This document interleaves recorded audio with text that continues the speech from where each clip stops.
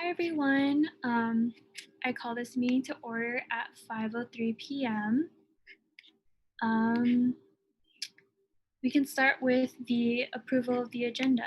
Are there any amendments to the agenda?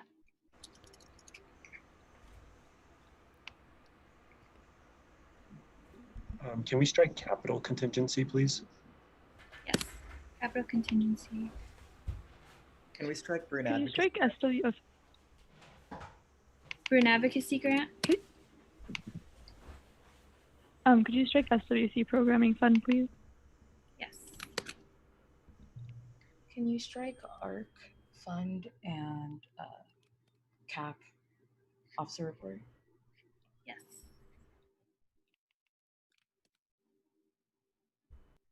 Can you strike FSC officer report?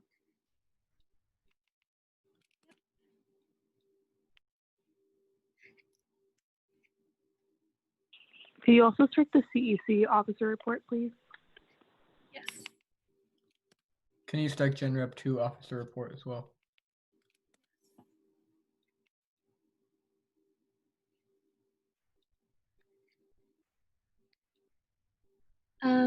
I need someone to motion to add Bradley Alvarado as an appointment to the Student Fee Advisory Committee because we have to vote on that one since it's an action item.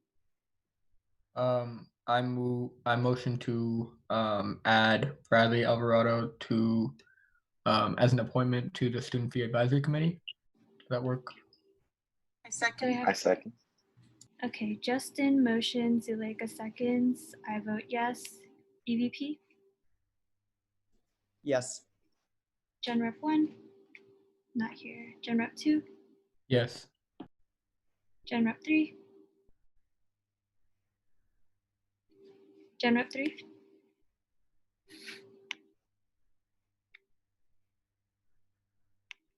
okay. AAC,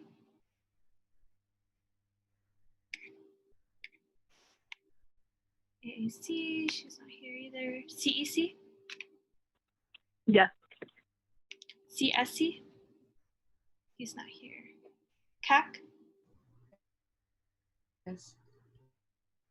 FAC is not here. FSC, Yes. SWC, Yes. TSR, Yes. ISR, Yes. By a motion of 9-0, the motion passes, and Bradley Alvarado is going to be added to the agenda.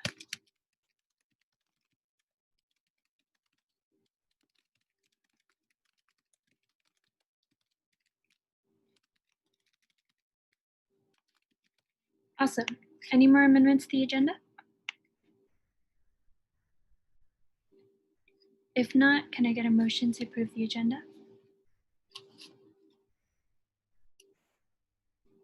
I motion to approve the agenda for August 25th, 2020. I Do I have second. a second? Justin motions, Walker seconds. I vote yes. EVP, Yes. Gen Rep 1, not here. Gen Rep 2, Yes. Gen Rep 3, Gen Rep 3, Could you strike my officer report? Sorry, I was having some technical difficulties. oh yeah. Do we want to strike it and then motion to approve again? Perfect. Do I have a motion? I motion to approve the USAC agenda for August 25th, 2020. Do I have a second? Justin motions, Walker seconds. I vote yes. EVP, Yes. Gen Rep 1, not here. Gen Rep 2, Yes. Gen Rep 3, Yes. Gen Rep AAC, not here. CEC, Yes. CAC, Yes. FSC, Yes. SWC, Yes. TSR, Yes. ISR. Yes. By a motion of 10 to 0, by a vote of 10 to 0 to 0, the motion passes and the agenda has been approved. Awesome. So let's move on to an approval of the minutes from August 11, 2020. Hopefully everyone's had an opportunity to review the minutes. Is there a motion to approve?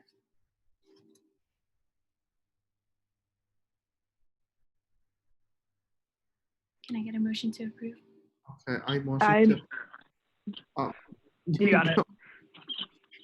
Okay. I motion to approve the minutes from what was the date? August Oh. 11th. August 11th. Bacher motions. Do I second. have a second? Alice seconds. Bacher motions. Alice seconds. I vote yes. EVP. Yes. Gen Rep 1. Not present. Gen Rep 2. Yes. Gen Rep 3. Yes. AAC. It's not here. CEC. Yes. CAC. Yes. FSC. Yes. SWC. Yes. TSR. Yes. ISR. ISR. Yes. Awesome. By a vote of 10 to 0 to 0, the motion passes and the agenda and the minutes are approved. All right, moving on. We have public comment. Each public commenter will get 2 minutes to speak. I just want to remind everyone of the community guidelines. Please challenge ideas and not individuals. Please use gender inclusive and respectful language. Freedom of speech does not mean freedom from accountability. Shout out to CAC. And again, each speaker will be given 2 minutes and the opportunity to speak once. With that, we're going to start public comment. Please raise your hands and I will call on you.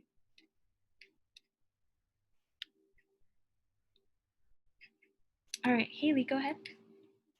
Thank you. Hi, everyone, again. My name is Haley Baez, and I'm just coming on behalf of CalPERG to give some updates since a few weeks ago. So we recently just ended our summer pledge drive where we successfully pledged 112 students from UCLA within the span of only a few days, which is really great. The numbers just really go to show that our virtual pledge methods and general commitment from the student body have really been effective, even through virtual organizing. Aside from that successful pledge drive, this past Monday, the UC system overall and CalPERG students just announced its plans to begin phasing out single-use plastic, starting with plastic bags, utensils, and straws. This is all going to start in 2021. And so the goal is ultimately to phase out all non-essential plastics at all 10 UC campuses by 2030. Obviously, this is not only a major win for us as student organizers, it's a major win for all of us and our future of the planet in general, as well as like the communities that are disproportionately impacted by environmental degradation. So that's just some of the few updates that I had on our behalf. Awesome, thanks, Haley. Okay, cool. Does anyone else have public comment?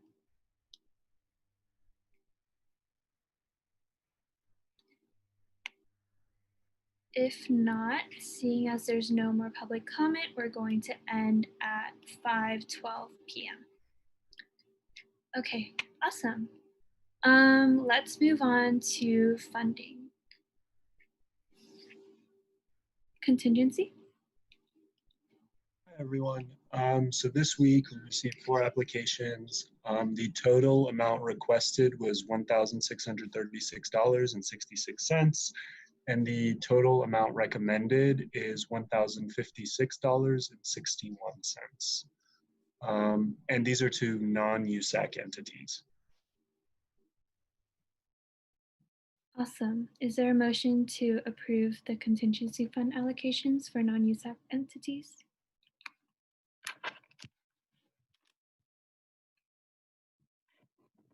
I motion to approve the contingency allocations to non-USAC entities in the amount of $1,056.61. A second. Awesome. Justin motions, Noe seconds, and I vote yes. EVP, Yes. Gen Rep 1, not here. Gen Rep 2, Yes. Gen Rep 3. Yes. Is AAC here yet? No. Okay. CEC, Yes. CSC. Oh, sorry, they're not here. CAC, Yes. FSC, Yes. SWC, Yes. TSR, Yes. ISR. Oh, yes. All right, awesome. By a vote of 10 to 0, the contingency fund allocation has been approved. Moving on, SFS.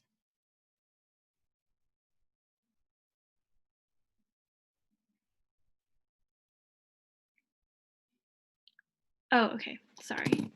And then I think since Breeze is not here, we are not going to have ASRF or travel mini grant either. So TGIF and also Sachi's not here. Okay, awesome. Then we can move on to the special presentation by ABC DeLuca about the public health ambassadors. Thanks so much for coming today, ABC DeLuca. Thanks so much for the invitation, Emily. Honored to be with the group. I hope everyone is doing as well as you can be, given all the intersecting variables. Had the honor of being able to convene a group and make a proposal on proactive strategy as we enter fall quarter. Is there the ability to share my screen here? Yes, let me set it up so that you can do that. Okay, please let me know if you are able to share screen.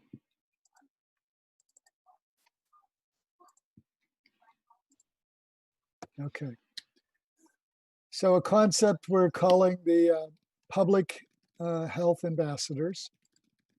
Want to recognize a group that came together over a 6-week period of time, and especially the student leadership represented. And certainly as part of this and any questions, I would also like to include both Emily and Christina as they really helped guide this whole process and were inordinately insightful and brought to the table some other students representing a variety of health-related interests at UCLA. The concept, as you can see, is really to create a community effort to help promote the social norms that we're going to need and hope to be expected as we enter the academic year. Create a mechanism to positively influence risk reduction and really help create a community of care. As you can see and probably watch in your feeds and hear from your friends at semester schools, been a little bit of a rough start for colleges and universities as students have gathered back on campus, and whether it's across town at that other school or up north at Cal, you can see the campus has had to now respond in more a disciplinary type approach. So we're hoping to be able to, the combination of messaging, leadership amplified by all of you, and an effort like this to really try to establish a proactive approach. This will be a peer-to-peer approach where we physically position students in various points around campus, entry points to campus, normal thoroughfares, entrances to academic buildings, to really be there to reinforce and educate. And I'll get to the concept of enforce. You know, if someone doesn't have a face covering, being able to hand one out, encourage the physical distance on campus, point out if there's groups gathered where there might be alternatives to do that, and play some roles as we think about encouraging people and their own behaviors. The student role will really be on the front end. It will not be expected to enforce or confront if we have a situation where somebody just clearly doesn't want to hear it or they don't want to comply. The program will be backed up by a full-time staffing plan.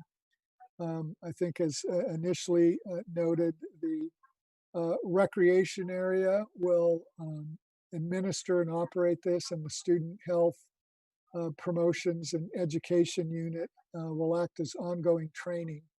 And in any given shift, there will be staff also positioned around campus on an on-call basis, where an ambassador is a phone call away. That staff will respond, will address and hopefully mitigate the behavior. And then only if needed, more in a consultation or if a situation escalates, then that staff member would call and consult with UCPD. Some general requirements of the role as we think about how this is going to be promoted and recruited. You know, the ability to work outdoors and commit to 2-hour shifts and be a currently registered student. And right now our projection is to cover 7 days a week. Even though the primary bulk of classes will still be remote, we know that, you know, campus life will occur both on weekdays and weekends. If any of you are in the Westwood area now and have come onto campus, you can see a robust amount of activity still occurring in various places. We'll create a general map. This was just more of a branding, you know, thinking about those arteries of access, where are normal gathering spots, and as we get the finalized list of the academic buildings that will hold in-person classes. We have made a proposal for a funding investment. We really listened to the students on the committee, and while we think we could recruit and get an ample number of volunteers, we don't think that is sustainable. So our model calls for the creation of some student employee positions, working with our public health student orgs on a possibility of some community service related coverage, and then thinking about employment, certainly from a combination of both work-study students and maybe other students that will be in and around the Westwood area. The pitch is, and many of you probably are well aware, with the suspension of activities and an essential campus as we know it right now, most of the operations that you engage in, most of the operations that students operate in, and most of the areas where students have been employed are currently remote. And so we do anticipate there will be significantly less student jobs in campus in the fall. And this might be a way that we could create at least 100 jobs to be able to support this kind of program. As you saw in EVCP Carter's latest update in the shift to remote instruction, reduced housing, and I know the colleagues on USAC that have sat in a variety of task force understand we're now guided by LA County Department of Public Health orders in support of the state of California guidelines for institutes of higher ed. But in that update letter, you will note that EVCP Carter had indicated that beginning this quarter, we'll place public health ambassadors as part of our strategy to educate and remind students. As next steps, you know, in dealing with Emily and Christina and speaking with Naomi, was give you a chance all to weigh in, and then we'll move into a recruitment process.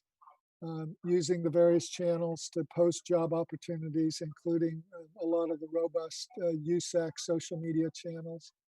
We're going to equip the ambassadors so they're visible and order a series of supplies. We're going to align this initiative, what will be the campus messaging as we begin to approach the fall. After recruiting students into these roles, there'll be some virtual and in-person training. And our anticipated start date will be around mid-September. You probably saw what might be the sequestered period of time based on those coming back to campus. So we want to up this a little bit in advance of what would have been a traditional welcome week or start of the first day of classes. So we're thinking about sometime, that third week or mid-September period of time. So that's kind of the general overview. Emily and Christina, please feel free to weigh in about the process and how this was kind of developed, and certainly will entertain any questions. Awesome. Thank you so much, ABC DeLuca. Do any members of council have questions or comments? You can go ahead and use the raise hand function. Okay, I see Bakker's hand. Go ahead. Okay, so I do have like a couple of points. Two are related to this, and three that are in relation to like the general response to the situation. Should I also be asking the three, or do you want me? Yeah, feel free, Bakard, make your statement and ask questions. Okay, sure. So the first one is, so you mentioned contacting UCPD if things escalate, etc. So what are them like?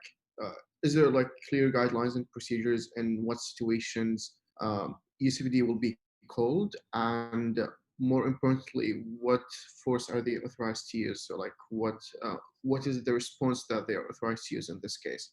And then it's another thing is like for contact tracing. So as far as I know, it's done manually, and it's going to be done manually, and that raises a lot of issues in terms of efficiency, and also in terms of um, you're assuming that they will that students will go to Ash, but that might not be the case if they go to care provider. Information might not be shared efficiently for like on-campus contact tracing. um Apartments, I'm not really sure. Like I know that there's like reduced capacity, and even more reduced capacity for dorms, but there has like, at least the communications as a student that I have received, there's no changes to apartments. And as the last time I checked, it was like 2 per room, 4 per apartment, which I kind of think that is a lot, generally. So yes, and also another thing. So if students violate any of them um, safety precautions and social distancing, what are the repercussions, and like how will the university deal with it? Is it going to be through the dean of student? What kind of actions will there be? um, and what is like the current number of in-person classes? I know that it's only now like necessary required classes, but like what's the general number or percentage of that? And finally, is visitors to campus. So we have procedures for students, for faculty, for staff, but like since the campus is kind of open to like anyone to pass by, so what are the procedures in terms of like contact tracing, in terms of enforcing social distancing and other like safety precautions, and generally like general access to buildings and etc. And yeah, that is all. Thank you. And let me attempt, and I'm not a subject matter expert in every one of those, but I'll try to at least offer some comments to each of them. uh, UCPD's role is not going to be in enforcement in any capacity. That's specifically why this role is done. I'll use the example of what has occurred the last 3 or 4 months and then how we mitigated it. If you walked by Drake Stadium or the field, you could see 200 people that had jumped the fence. And we tried every possible measure to do that. UCPD's job was not to enforce it. Occasionally they'd make a radio announcement. So we did a staffing plan and used CSOs. It's taken about 3 weeks and we've pretty much rectified that activity. So in this capacity, we don't anticipate going to UCPD unless a crime has been committed or unless an individual now feels like a mob is doing something and they're in an unsafe position.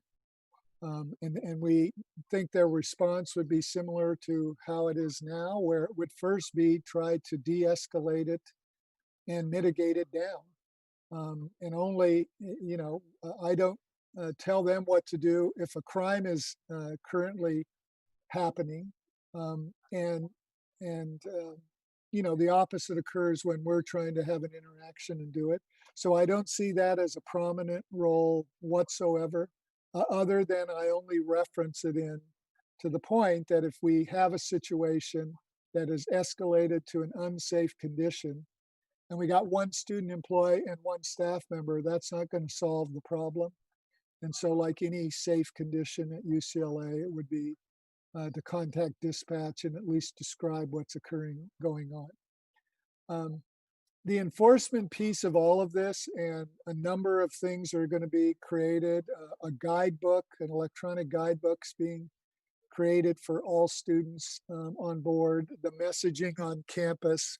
I'm sure there's going to be letters from a variety of our senior leadership out to students, and it'll reference 3 things for the UCLA community. First, the student code of conduct is in play for individual actions. This fall, we'll also introduce the group code of conduct. So both groups and individuals could be held accountable for their actions if they're not complying. And employees on the campus will fall under the campus human resources guidelines. Visitors on campus, to your point, there was a line in EVCP Carter's email to the community. Technically, at the moment, we are not open to the general public. And there'll be no events at all in fall quarter that invites the general public to campus. But we all know we're a public university. I came in early Sunday with the water main flood, and there was plenty of joggers, there was plenty of people walking their dogs, and there was a lot of people on campus. The ambassador's role will be to also educate them if they don't see a mask, if they see a group, or if they see somebody not following the guidelines.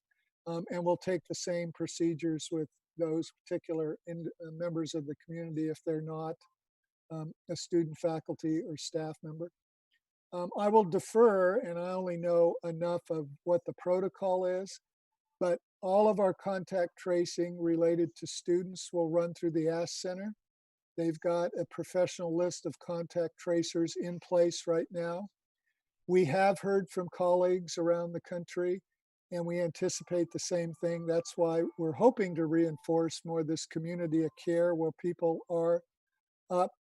And we have heard stories on other campuses where students won't return a call, or if there's some other intersectionality, you're underage and you were at a party with alcohol, you probably don't want to tell somebody you were there.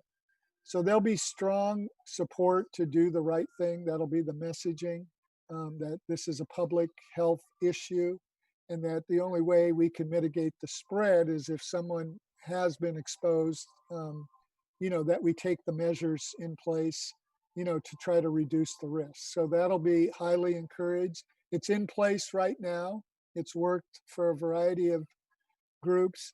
Now, your point is well taken on what about all the off-campus facilities? All of our housing under LA County Department of Public Health has to meet all the guidelines. So the high-rise residence halls will be single rooms and personal bathrooms. All of the on-campus or all of the university-owned apartments already meet those guidelines, both by numbers, the room setups, and the restrooms.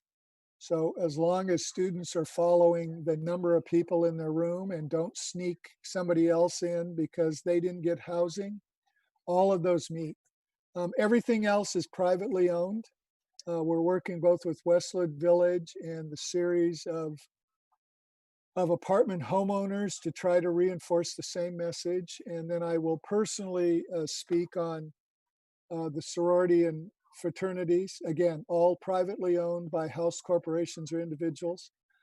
We've had a whole series of Zoom meetings with corporations, alumni boards, house managers, chapter and council presidents.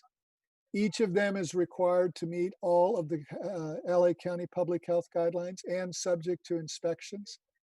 They're all putting together their plans, which will be submitted to the university and reviewed by our environmental health and safety. 11 of the 12 sororities are planning to be open. One made a decision yesterday to not open at all. And 17 of the 20 fraternities plan to be open. They'll operate at a reduced capacity based on the public health guidelines for congregate living, and they'll be expected to follow all of the sector guidelines to community space, kitchens, the restroom cleaning facilities, and the like.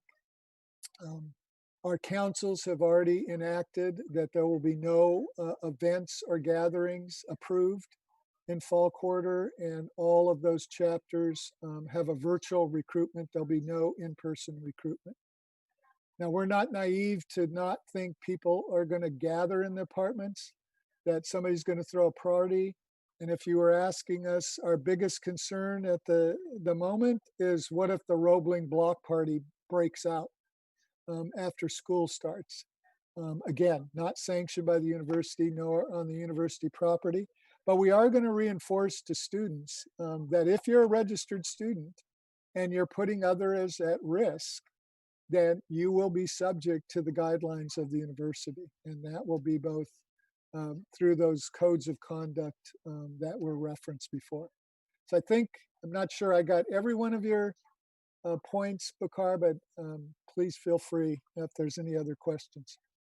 So just to make sure that I got it right. So you're saying that if a student does something that puts, let's say, the community in general in danger, like partying, of campus of university, they're also subject to the code of conduct and group code of conduct. Is that correct? And there will be, you can go on, I'll just use one example because I reference it. If you go on to the fraternity and sorority COVID page right now, there's a reporting mechanism. If somebody sees something that they don't think should be going on, then they'll be encouraged to report it. And again, we don't want to put you all in a situation where, it's ratting on friends or people. It's really trying to shift the culture to this community of care, and that everybody's taking responsibility for themselves and supporting others in doing that. Go on to any semester school's site now and you'll see how they've had to come with these very strong messages. You'll see universities that have sent students home. You'll see students that have been suspended. You'll see organizations that have already had their status removed from the campus. And those schools have been in session 1 week.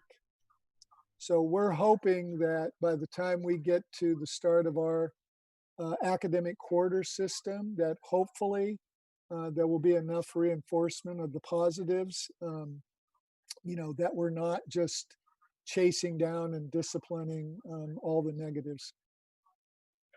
Okay, thank you. Thank you. Okay, so I think the order is Justin, Aiden, and then Zuleika. Hi, ABC Luca. Hope you're doing well. Yeah, I had 3 questions. The first one being, what options are y'all currently pursuing in order to, I guess, pay for this program, i.e. where's the funding coming from? I think you mentioned kind of offhandedly like applying to funding. So I'd be curious to know about that.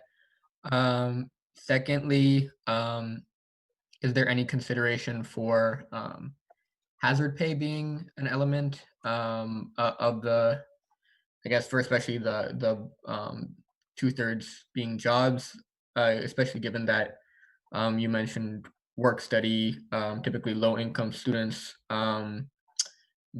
being like kind of first priority for those jobs, and these jobs being in person, kind of directly dealing with the general public and therefore being like exposed to COVID.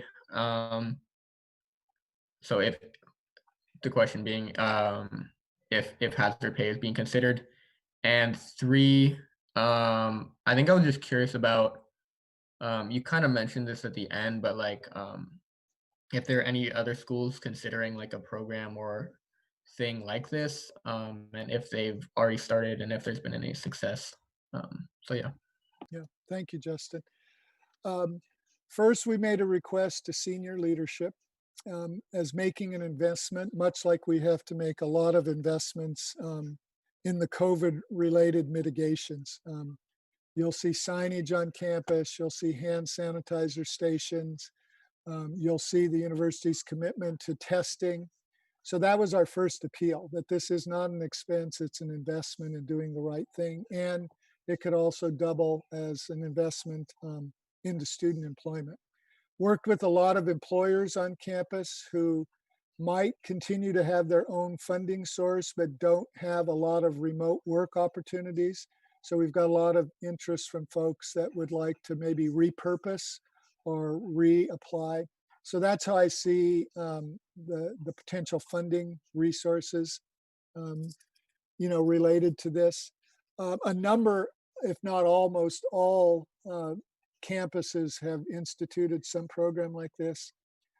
2 semester schools we consulted with and have colleagues there are the University of Miami and Wake Forest, and they've implemented this program. If you look in everyday life now, there's an ambassador program at LAX going on. So I think everyone is trying to take a proactive public health measure versus that reinforcement, reacting to somebody that's not doing it. Almost every UC campus now, we've shared our approach and we've gotten some guidelines related to their approaches. And certainly with both Cal and Merced already started as semesters. We've been in weekly calls with all the UC schools. And I have a bi-monthly call with all the Pac-12 schools. And all those semester schools have instituted some version of this program under a variety of names, but under the same concept. Do a peer-to-peer, make it a proactive thing, and try to do an education and kind of peer culture change before there has to be enforcement and ramifications.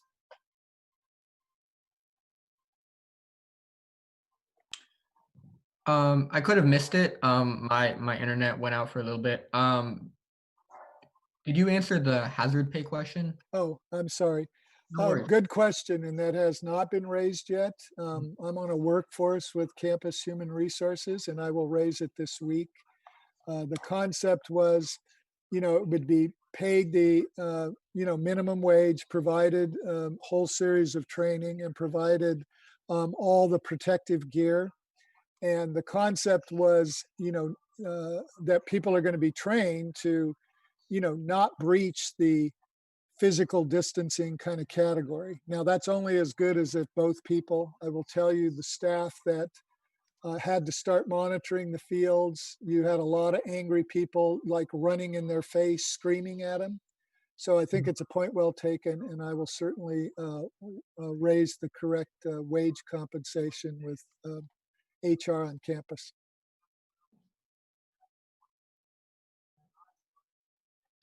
Thank you.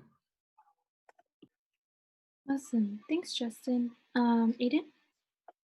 Hi, Mick. Thank you for the presentation. I was wondering, I know in this presentation and a few prior ones, the the kind of assumption of widespread testing has been, a core assumption of what fall will look like. I was wondering if you had more details on what that testing infrastructure will look like, how students can access it. What I was briefed on in another meeting today is certainly any student coming into on-campus housing, there'll be a testing requirement, be an initial test, a sequestered period of time, and then a secondary test. We have gotten approval, although we can't make it a requirement because it's not owned, we can make it a recommendation, and that's going to be offered, that same protocol, to any student moving into a congregate living fraternity or sorority house. Any student that ends up with an in-person class on campus will have testing. Every professor or TA teaching in person will go through a testing period. And at the moment in time, based on what we know today, essential workers on campus will also go through a testing period on time. We'll see as the guidelines change and if it changes the density of campus, if and how that will increase. But that's at least the initial plan I heard of as a meeting today. And then I was wondering, it seems like there will be a large population of UCLA students living in off-campus housing, but may not per se be, attending school on campus. For those students who are living in Westwood off campus, can they access UCLA testing resources, or is there a recommended way for them to continue to have that, continued level of testing? My general answer is I know all members of the community will be encouraged to do testing. I will find out specifically the protocol. I know through spring quarter, SHIP, you could go to ASH and get a test. And I'm sure we're going to encourage, all members of the surrounding community to the free County of Los Angeles, test locations. But I'll find a more specific answer how that's going to be promoted to all students. To your point, and I think I've been the biggest advocate of it, and I think Emily and Christina will tell about the countless hours. No matter what our on-campus housing population is, we know we're going to have thousands of students living in and around the Westwood area, irregardless if they have an in-person class or not. So I think it's a point well taken on how we think about the greater community. And I'll certainly get a more detailed answer on how we're going to promote testing to students in general. Definitely, yeah, no, that would be very appreciated. And I think, ways of increasing access or communication on how students can access that testing, because from my understanding, and I'm no expert, but sometimes you need a car to go to a testing center. Sometimes just that level of communication would be, I think, very essential for students.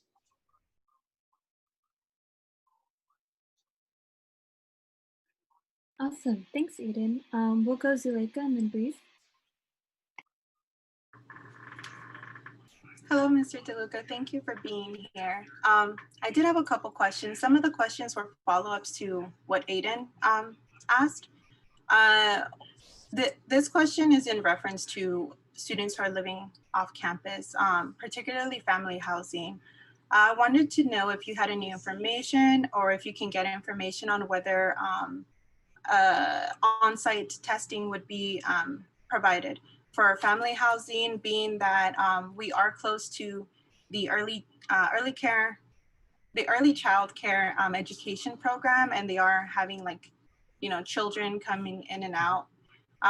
Also, a lot of medical workers live here, and I think it's really important if we, as a community, knew who they were, and if there's any, again, contact tracing, any information for that. I think that's really important. And then the second follow-up to that question is, will these testings, will they be covered under UC SHIP? And if a student is not covered, will they have to pay to be tested?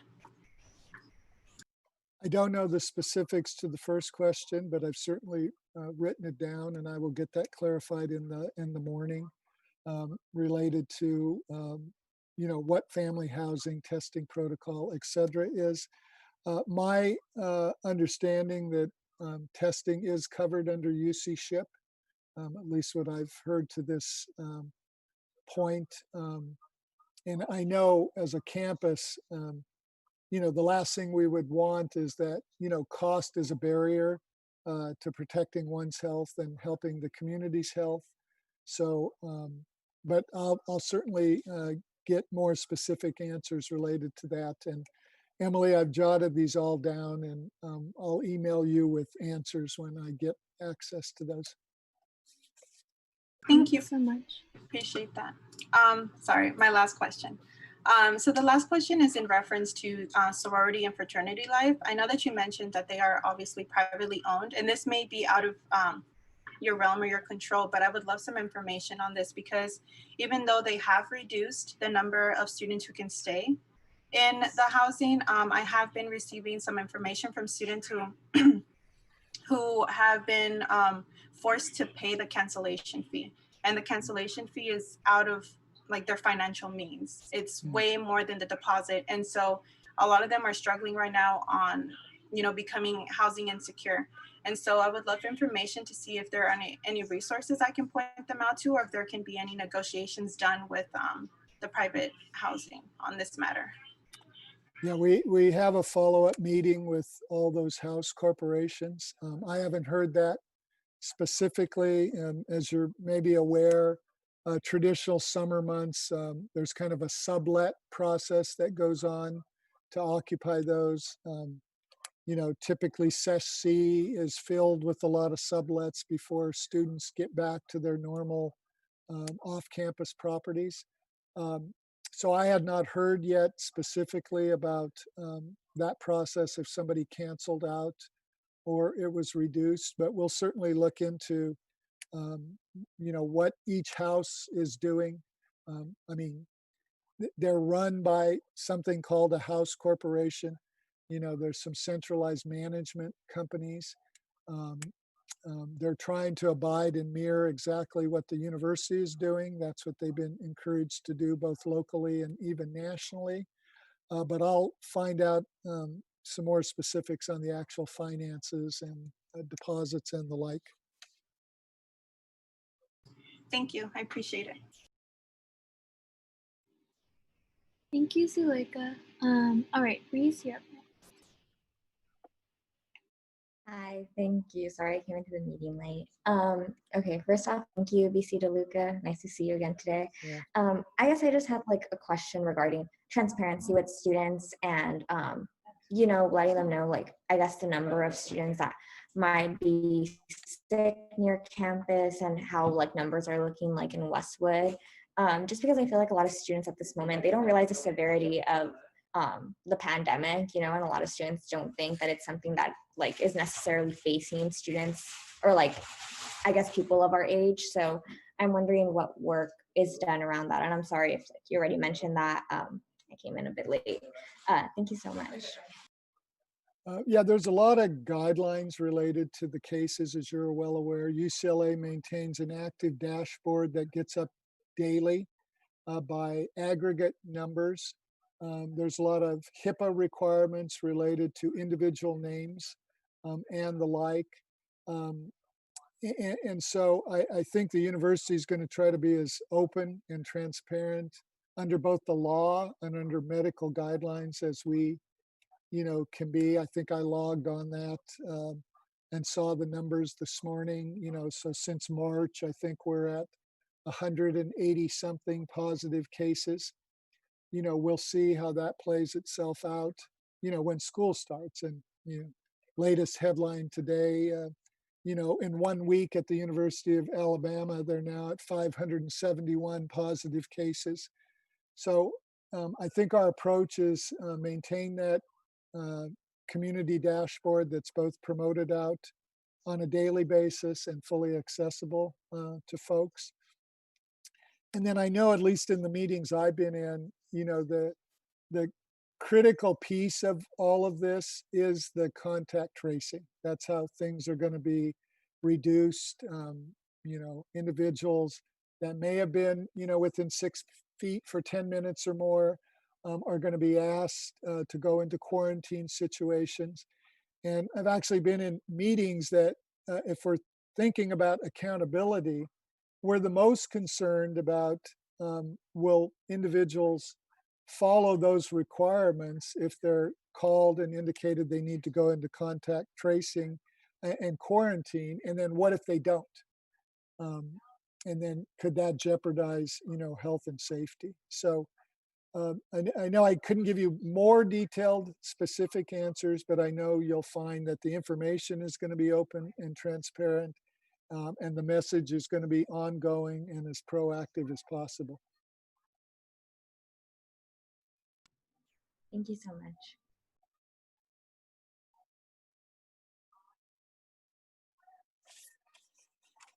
Okay, awesome. Do any other members of council have any questions? Oh, I had a quick question. Cool, go ahead, Promise.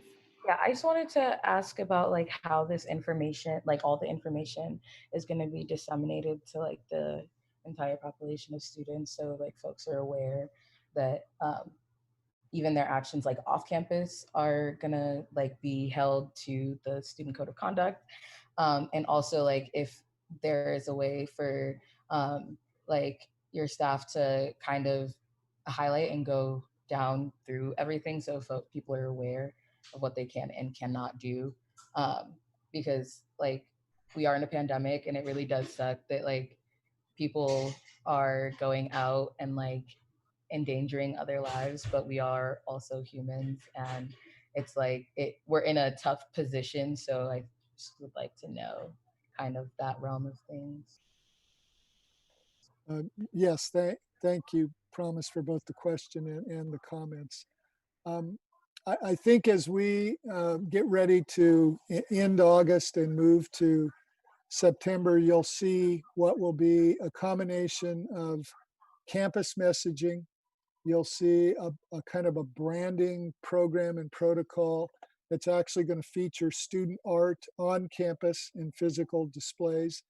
You'll see the addition of a number of sign placards and things all over campus. Then you'll see the official letters, not related to the logistics, but related to the expectations. We are developing there's an app called Guidebook, used at a lot of conference programs as a sustainability effort to not print a lot of paper. So a guidebook is being customized that every student and every member of the community will have access to. It'll have a whole series of resources, guidelines, up-to-date information, links to the codes of conduct. And I think your last reference, and I think Emily and Christina, we just had this work group meeting on Monday. We're going to pivot our group into beginning to focus on now, well, what can you do versus all the things you can't do? As we know right now, there's not much technically you can do, but I think we're well aware that we've got to create opportunities for safe engagement and not just promote what you can't do. So I think we're working through when LA County Department of Public Health issued their higher ed orders. SC was already started, and as we know, we're a few weeks away, but they said they wouldn't be updated for 6 weeks. And that's going to be give or take right as our quarter starts. So we're going to carefully look into that guidance on what that means we can do. Can we open up areas of campus? Can the number that can gather change? Are we allowed to do something outdoors? Can we open a gym? Can libraries be used for study purposes? So we're hoping that, the hour by hour nature of this is changing, but I think the overall approach will be that as we get to September, you'll start seeing, those robust communications and messaging.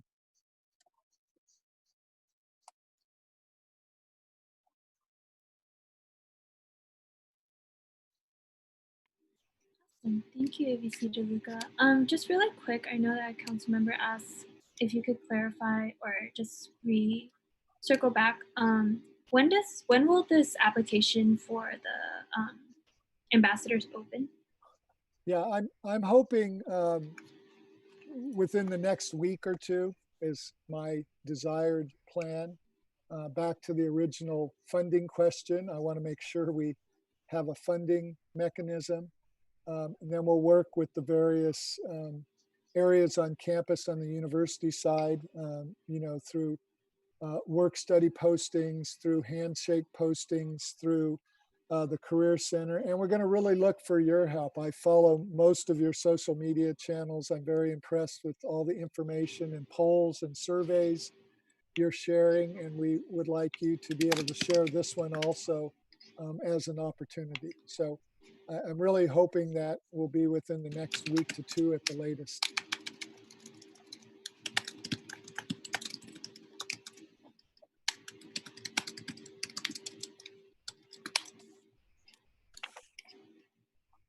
Awesome, thank you. All right, I just wanted to open up for any last minute questions. No? Okay, sounds good. Thank you. Let me spin it back, Emily, to you and Christina, and see if you have any thoughts or comments you want to add on in addition to what I've said or presented. I don't think I have any as of right now. Christina, how about you?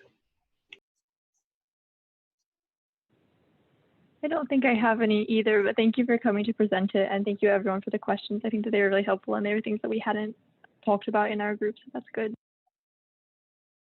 Right.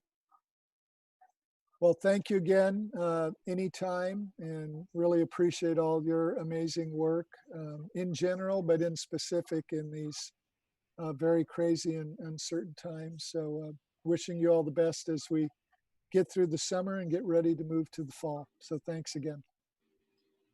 Awesome. Thank you so much, ABC DeLuca, for taking the time this evening. Okay.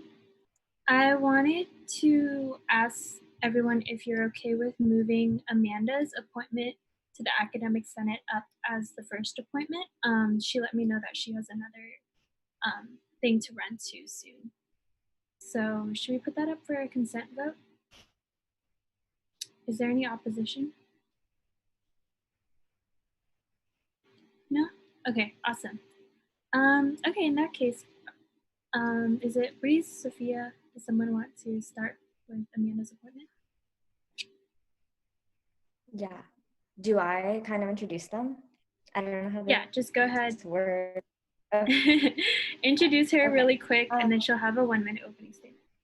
Okay, so hi everyone. First of all, I just want to thank all of you for, really helping in pushing academic senate applications this past month or so. It's been a very exciting and busy time for AAC, so I really appreciate all y'all's cooperation. I know, like Zuleika, you're helping us with transfer students. I really, really want to appreciate you in specific. Okay, so I guess we'll start off with Amanda. Amanda is also part of AAC. She had the opportunity to serve in the Committee of Planning and Budgeting last year, and she did a terrific job. This year, she's also the Chief of Staff of Academic Appointments, so she was actually one of the people to interview applicants and really kind of sift through everyone and see who would best be able to represent our school on the UCLA Academic Senate. So yeah, I think that's all I have to say for Amanda. Yeah, thank you so much.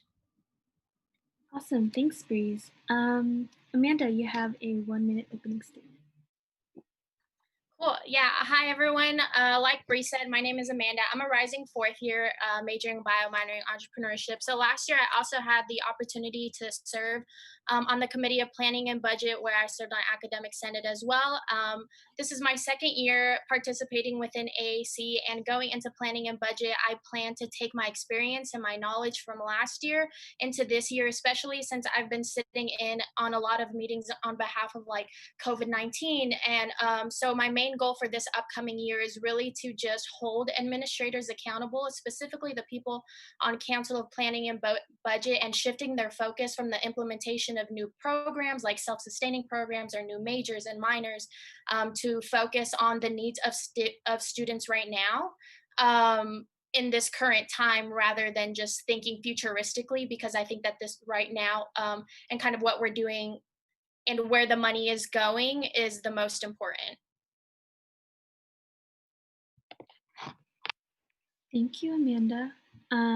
Okay, cool. So let's open it up to council Q&A. We have 15 minutes. I'll be timing. Do any members of council have any questions for Amanda?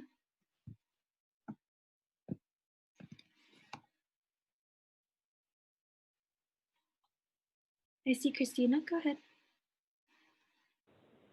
Hi, I was just wondering, in terms of thinking about shifting the thoughts from future planning to what students need now, what are the things that you see students needing now? Like what needs need to be fulfilled, and what are you going to push for that? Yeah, so being as though I'm on the Committee of Planning and Budget, obviously I can't push for like the advocacy of like specific like implementation of resources. However, I can work with other groups and with other committees within Academic Senate to work on the implementation of additional resources, as well as utilizing my position within USAC for that implementation of resources and pushing through my position on planning and budget towards the allocation of those resources instead of allocating additional funds on preserving whatever it is for 5 years to come, like in previous meetings that we've had in the past. So just like instances like that, really just pushing and ensuring that the financial resources and allocations are where they need to be and that they're being prioritized for students, but also essential workers as well. Awesome. Thanks, Amanda. All right. Do any other members of council have questions?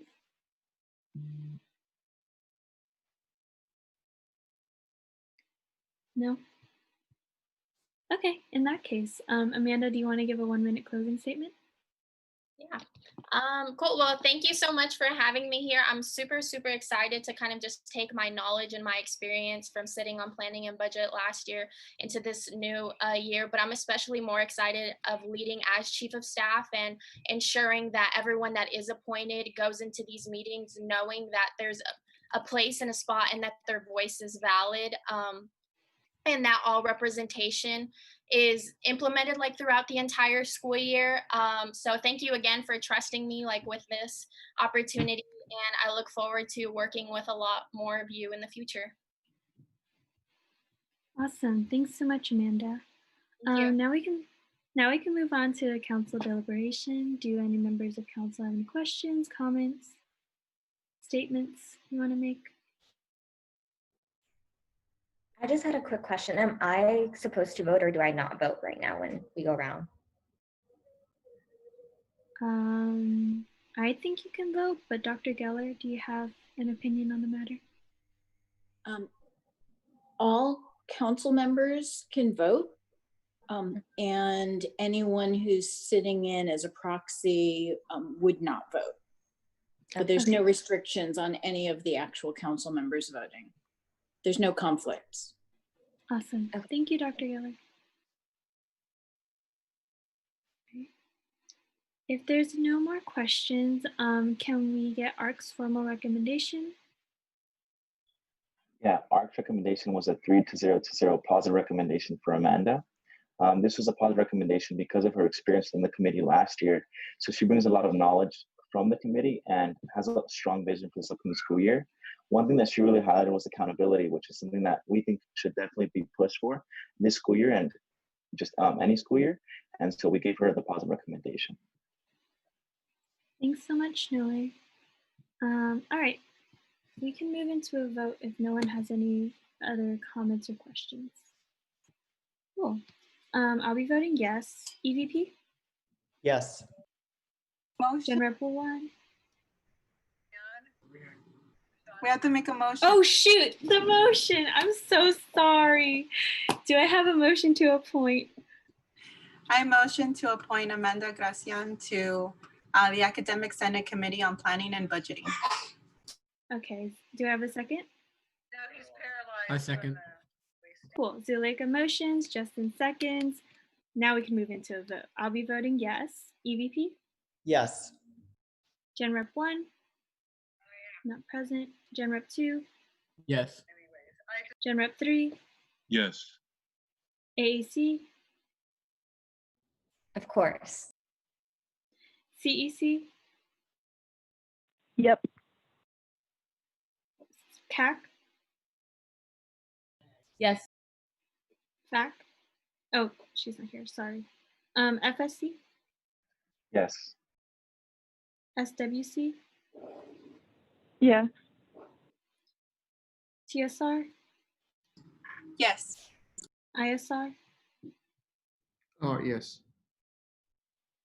Cool. With the vote of 11 to 0, the motion passes and Amanda Gracian is appointed to the Academic Senate Committee of Planning and Budgeting. Congratulations. Thank you.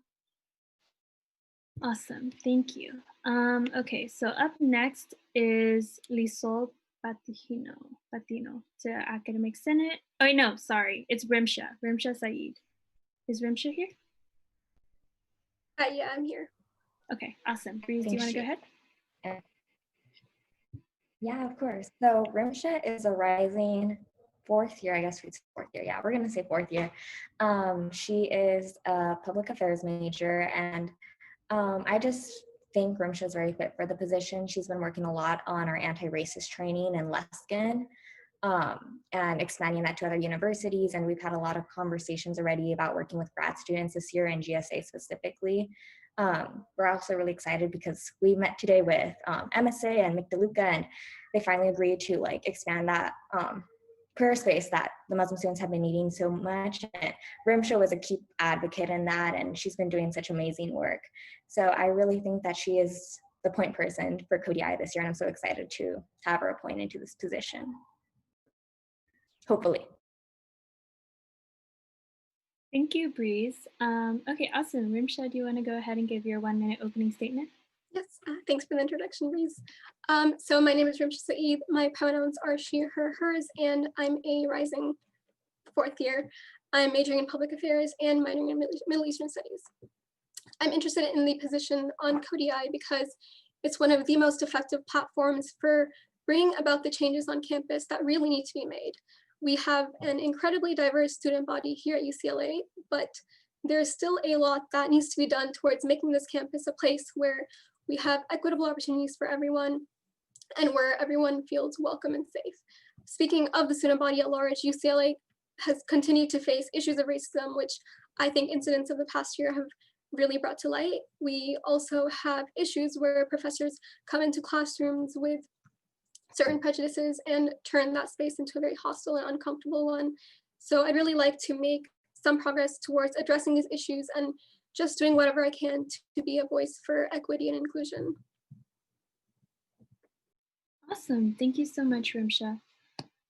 We can move on to council Q&A. Do any members of council have any questions for Rimsha?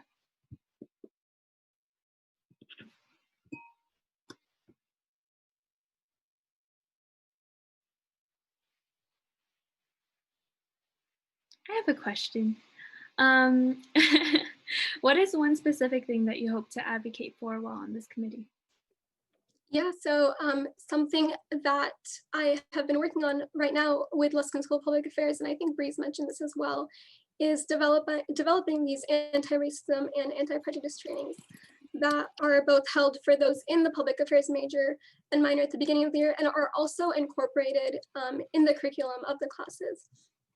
So I would really love to see these trainings become institutionalized, for instance, being made a part of transfer and freshman orientation so that all of our students are coming in with a base understanding of navigating, very diverse and complex relationships that we have between the various communities on campus. Thank you, Rimsha. Do any other members of council have questions? I had a question. I think I wanted to ask how you would use the space in Cody I to I guess specifically, how do I want to phrase this?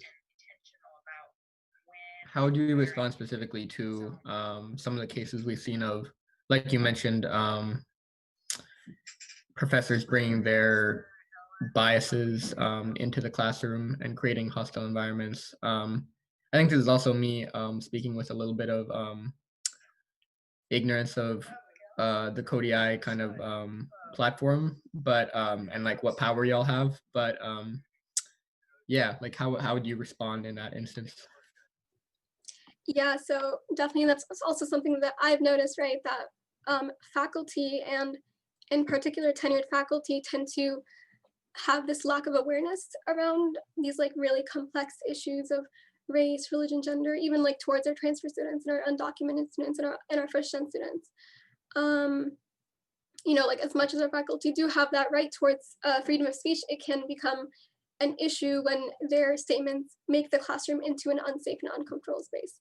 So I know AAC has been having this discussion with GSA, and one of the solutions that was offered was to have faculty take trainings that individually address each of these issues. So for instance, having a training on addressing racism, on how, or another one like on having how to, you know, treat transfer students, stuff like that.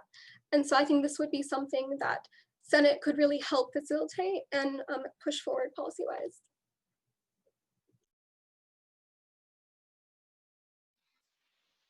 Awesome. Thanks, Justin and Lucia. Do any other members of council have questions?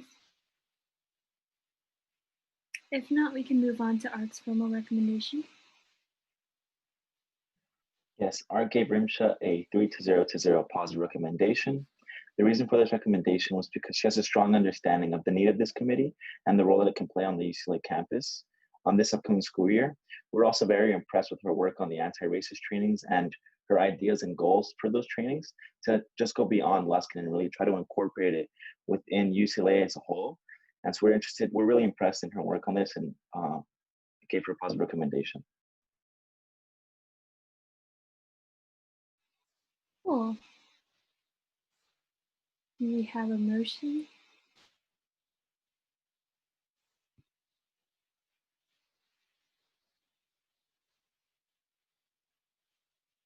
Yes. I motion to appoint RIMSHA Syed to the Academic Senate, Cody I. Do I have a second? I second. Cool. Noe motions, Christina seconds. I will be voting yes. EVP? Yes. Gen Rep 1, not present. Gen Rep 2, Yes. Gen Rep 3, Yes. AAC, Yes. CEC, Yes. CAC, Yes. FSC, Yes. SWC, Yeah. TSR, Yes. ISR. Oh, yes. Awesome. With an 11-0 vote, the motion is approved and Rimsha Saeed is appointed to the Academic Senate Committee on Diversity, Equity, and Inclusion. Congratulations. Thank you.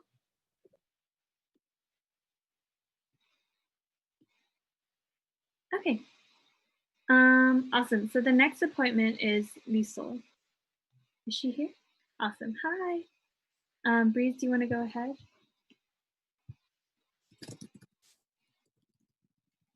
Yeah, so my next appointment is Lisol.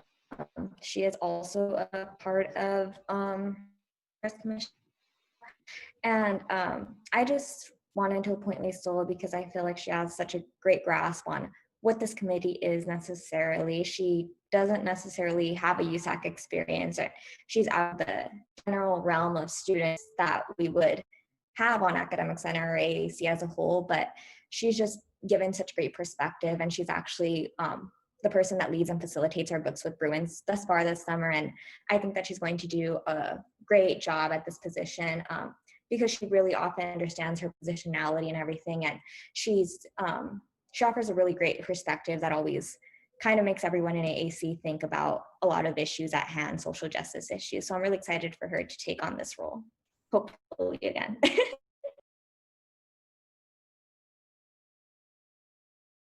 Awesome. Lisa, do you want to give your 1-minute opening statement? Thank you all for having me. So my name is Lisol Patiño and my pronouns are she, her, hers. I am a rising third year majoring in biology. And this year I am in AAC as their fundraising director. It has had its challenges, but overall I consider myself a self-starter thanks to this decision and like the challenges that it has brought to me. I guess what I wanted to bring specifically to Kodai was like perspectives of true diversity in regards to intersectionality. I feel like a lot of our spaces on campus are amazing and we all do what we can, but I feel like we should all have a focus on intersectionality, you know, whether it's like, I know for a fact, like I'm just speaking out of like, from memory, but like undocumented students centered, like I'd like to see more intersectionality within like our student offices, and then also, you know, like transfer students as well. Like I'd just like to see more focus on intersectionality specifically so that we can shed light on struggles for our disabled students at UCLA. Thank you so much, Lisa. Okay, awesome. So we can move on to the council Q&A portion. Do any members of council have any questions?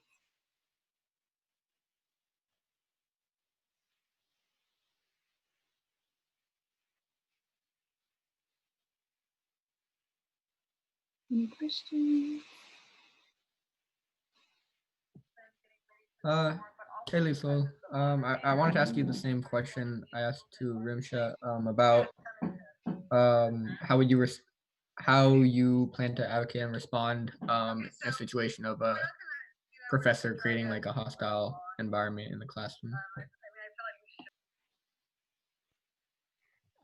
Yeah, so I've not worked in like USAC enough to know like specifically what falls within my power if I were to be appointed.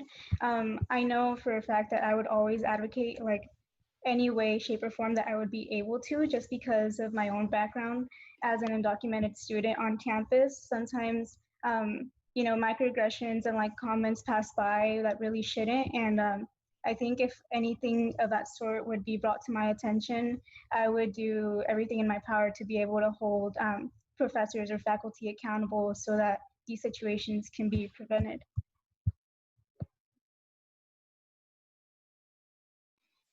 Awesome, thank you. Are there any other questions? Christina? Hi. So I probably should have asked Rimsha this too, so sorry. But I was wondering if there's anything with regards to like online school and the pandemic that's happening.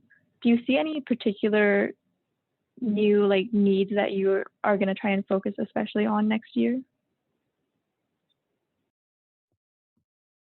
Well, I can think of many, but I don't know if like again, like I don't really know if it falls within like my or if it would fall under my power to like be able to address them. I just think specifically like for academic senate and us being able to gauge like I guess student needs properly, I think there should be like resources disseminated to make sure that students know that we're out here like trying to advocate for them.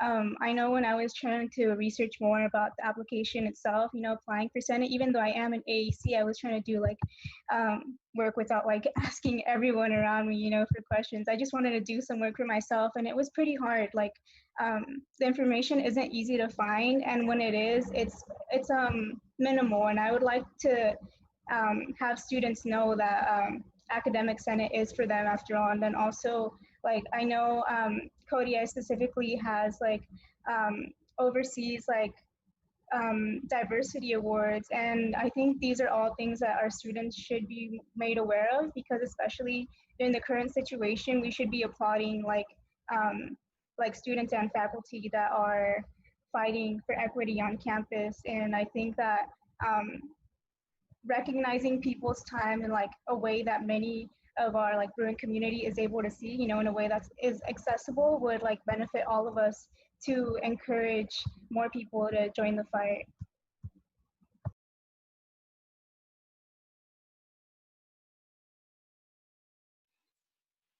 Thank you so much, Lisa.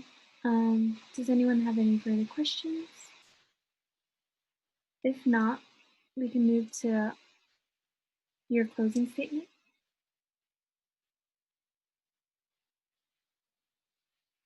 Okay, you can go ahead. Yeah, so like I said, like I hope you can like forgive, I guess, my inexperience. I just really hope that I can have the opportunity to advocate for students on campus. And of course, like whenever and however I can, I will always ask for like, the communities at hand that like would like to have their needs spoken to the Academic Senate. Thank you so much for having me and letting me take some of your time to speak to you. Thank you. Thanks, Lisa. Okay, so now we're going to move on to council deliberations. Does anyone have any questions, comments, statements they want to make? Okay, if not, we can move on to ARC's formal recommendation. ARC's formal recommendation was 3-0, a positive recommendation. Lisol, we were really impressed on your ideas to improve hiring practices and wanting to include diverse perspectives into the committee. Thank you, Zuleika. All right, in that case, do I have a motion? I motion to appoint Lisol Patino to the Academic Senate, CODI. Do I have a second? Was that Noe? Yes. Okay, cool. Justin motions, Noe seconds. I vote yes. EVP? Yes. Gen Rep 1? Not here. Gen Rep 2? Yes. Gen Rep 3? Yes. AAC? Yes. CEC? Yes. FSC? Yes. SWC? Yes. TSR? Yes. ISR? Yes. With the vote of 10-0, the motion is approved and Lisol Patiño is appointed to the Academic Senate Committee on Diversity, Equity, and Inclusion. Congratulations. Thank you. Awesome. All right, let's move on to the next appointment. Michelle Fausto to Academic Senate Committee on Undergraduate Admissions and Relations. Reese, you can go ahead. Thank you. Okay, so next up, I guess we want to talk about Michelle. Michelle has been a part of AAC and like such an integral part since her freshman year of college.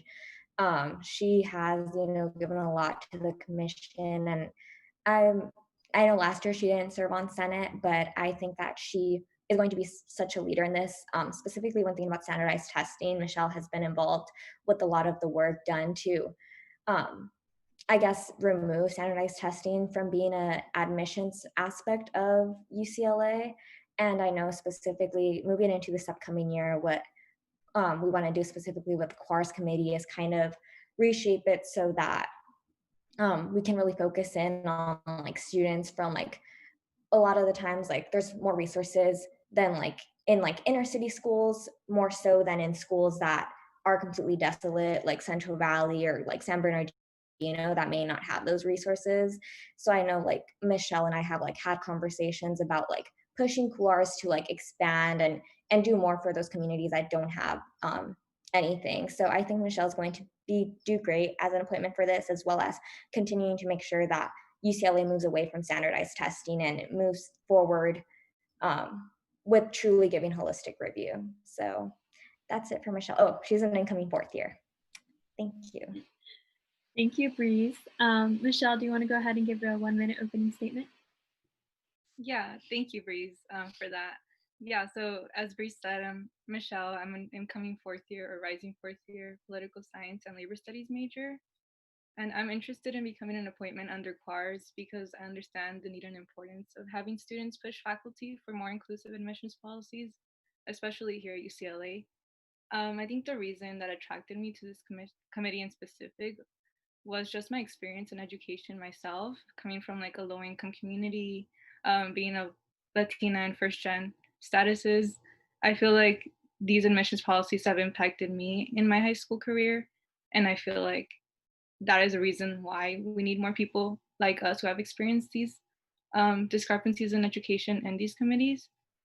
As Breeze mentioned, I've worked with AAC for the past 3 years, and it's kind of taught me the importance of being critical to admissions policies. And it's also taught me how the holistic review process works, which is actually more complicated than I thought when I was coming into AAC. And while at AAC, I have advocated for the removal of standardized testing, as Breeze has mentioned, through the internship class, we wrote a resolution last year. And I continue to fight for the removal, complete removal, because as you know, they're looking at a UC specific test right now. So that's something that will be discussed in the committee as well. And then lastly, another reason I wanted to join the committee is because of my work with the early academic outreach program at UCLA. And if you don't know what that is, they go to high schools in the LA area, usually under resourced or underfunded schools, and they help students apply to college and apply to FAFSA and scholarships and such. And I think this work has just really taught me about the admissions policies of UCLA and the holistic review process as well, as I mentioned. So I feel like this knowledge will really help me in the committee, and I also like hope to build up that knowledge while in the committee as well. So I'm really excited to do that type of work, and I really hope to be considered for the position. Thank you. Awesome. Thank you so much, Michelle. We can move into council Q&A. Do any council members have any questions for Michelle? I see Aiden's hand. Hi, Michelle. Yeah, thank you so much, and for your work on standardized tests and all the things you mentioned. I was wondering this year, since it's going to be, should Prop 16 pass in November, it could be a very pivotal year for reshaping UC admissions to being race conscious and implementing affirmative action policies in admissions. I'm wondering what your thoughts are on how that discussion will look like in QARS should the proposition pass in November, and how you hope to use your voice in that discussion. Yeah, so from like my knowledge, I know there's also a BORS, which is like I guess the upper hand of like QARS, and QARS is just another aspect of it. So I'm not sure like how specific this committee itself is going to get into that proposition, but I'm in fully support of it, and I will make sure that the underlying details of the proposition are implemented in whatever admissions discussions that the faculty have on the committee. And I feel like last year, well, I was not in Breeze's year, but in Naomi's, not Naomi, sorry. Before that, in 2019, I was appointed for a few months under Nadira's year, and I was in undergraduate council, and I kind of saw how when they brought about that resolution on standardized testing, how they kind of like underwrote a lot of stuff, and they really just thought of the admissions policies as, I guess, representing the holistic approach in its full extent, which I didn't agree with. And I feel like just having a student voice on the committee will really, I don't know, open their eyes more to some of the underlying aspects of it. And yeah, I am in full support of the proposition, and I'm hoping that through further discussion, I could learn more about it and just advocate for it in the committee as well. Perfect, thank you. And I remember in Divya's office, I served on CORS for a few months, and it's a tough committee to raise your voice on. But I appreciate you raising this, and for hopefully some strong comments on affirmative action policy should we see Prop 16 pass. Thank you. Awesome. Thanks so much, Aiden and Michelle. The next hand I see is Walker's.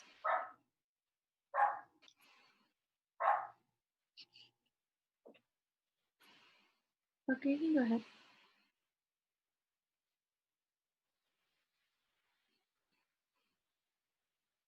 Hi, sorry. Okay, yeah. So I do have like a couple of questions related to international admissions.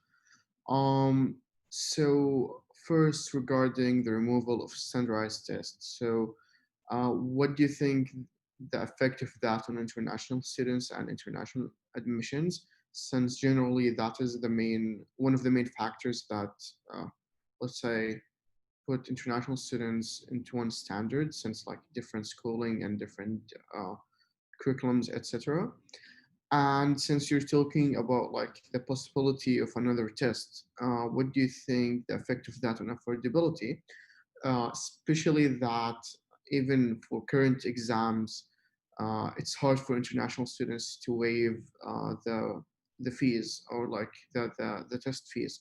So like adding just another test with another like extra fees in addition to the existing ones for other universities might not be the ideal. So what are your thoughts on that? And finally, like in general, what do you have in mind regarding international admissions and accommodating the different backgrounds of international students? Yeah, thank you for raising those questions. And it's definitely something I've been trying to do more research on, especially as I come into these spaces. And I feel like any international student policy will definitely have quars. It will definitely require quars to think creatively in that aspect. And I feel like that's something the student representatives are there for as well.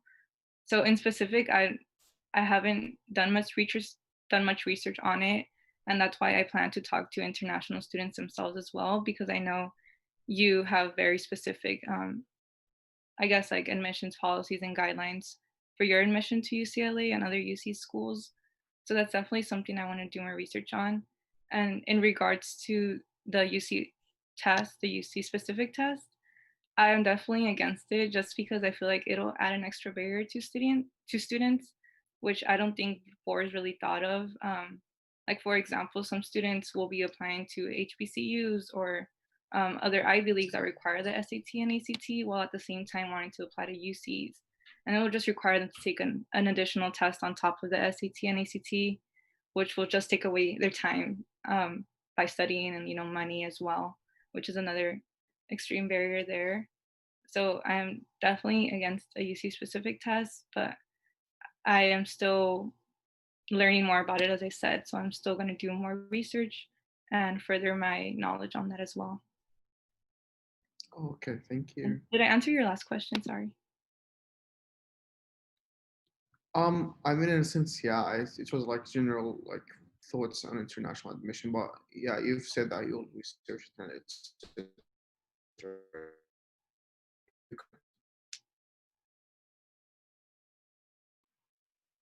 Okay, cool. Thanks so much, Walker and Michelle. Do any other members of council have any follow-up questions?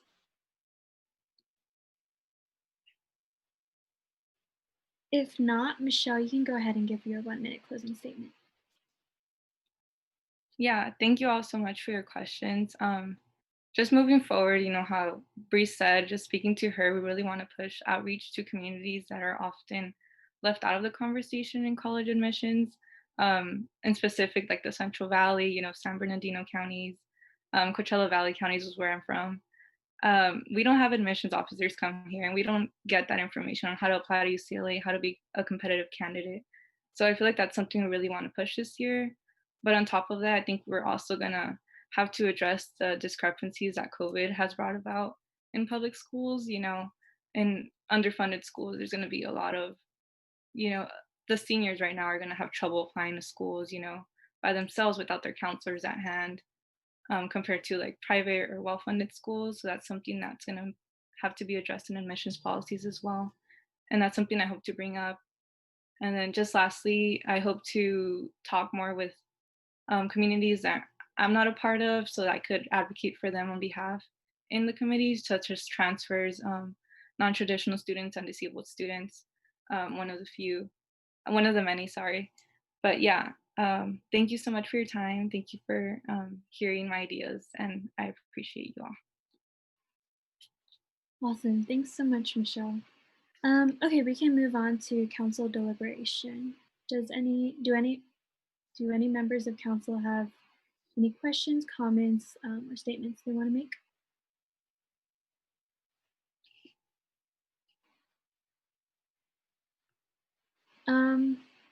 I can just say that I would advocate really heavily for Michelle. I think that she's an expert in educational policy and she's really, really passionate about it, as she has served in AACs literally and has been involved literally since her first year here.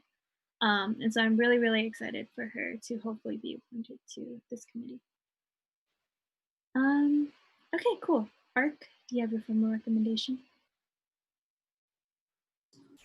Yes. So ARC voted 3-0 positive recommendation from Michelle. Again, just reiterating what Emily said, just the amount of knowledge that you have on the committee and the information on it. We were also impressed with your passion for policy change and your experience on like mediating situations like this and wanting to outreach to communities. Awesome. Thank you so much, Zuleika. All right, do we have a motion?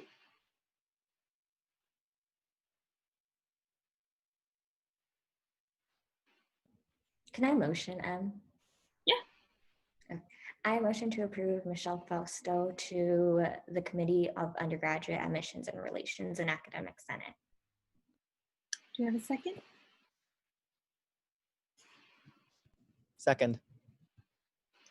Breeze motions, Aiden seconds. I will be voting yes. Yes. Gen Rep 1, not present. Gen Rep 2. Gen Rep 2. Okay, I don't think they're here either. Gen Rep 3. Yes. AAC. Yes. CEC. Yes. FSC. Yes. SWC. Yes. TSR. Yes. ISR. Yes. Cool. With a vote of 9-0, the motion passes and Michelle Fausto is appointed to the Academic Senate Committee on Undergraduate Admissions and Relations. Congratulations. Thank you. And thank you, Emily and Zuleika, for your comments. Of course. Okay, awesome. So moving on, the next appointment is Sophia Costa to Academic Senate Legislative Assembly. So next up, this is Sophia, y'all. So Sophia is my assistant commissioner, and she's done such a great job this year. She is new to AAC and USAC spaces, but I think that that's exactly what we need. She's a core member of SLAP this past year, and I'm not sure about moving this year into this year, but she's doing a great job, and she's also very passionate about academic inequities and bringing about change at UCLA. And ultimately, she always focuses and reminds everyone in AAC about the importance of being transparent as to what's going on. And I think that she's going to be a great addition to the Legislative Assembly. Thanks, Breeze. Sophia, you can go ahead and give your 1-minute opening statement. Hi, yeah. As Breeze mentioned, I'm Sophia, pronouns she, her, hers. I'm a rising third-year public affairs major. I'm graduating this at the end of spring. I'm also a first-generation college student. Grew up and went to Title I high school. I am part of SLAP at UCLA, and I'm continuing to be a core member this year and have been this past year. I am an assistant commissioner, one of the 2 assistant commissioners for AAC. as an organizer, I believe I can bring in a really unique perspective to this position. I'm not typically involved in USAC spaces, but I really want to bring in that non-USAC affiliatedness and use my organizing experience to apply to touch on subjects that come up in front of the Legislative Assembly. My big thing is I want to be transparent and communicate with orgs who are being widely affected by the issues that often come up in LGA. I'll never assume what a community wants, especially if I'm not a part of it. Even if I'm a part of it, I'll never assume what a community wants. My whole thing is I really want my position to, at least my position, and like to be, I want to meet with like orgs, and I want to meet with or I want to mainly specifically I want to meet with orgs beforehand and actually have their input so I can bring it forth to the LGA and then release notes after. I just really want that transparency, and hopefully can holding academics and accountable as well. Thank you so much, Sophia. Okay, we can move on to the council Q&A portion. Do any members of council have any questions for Sophia?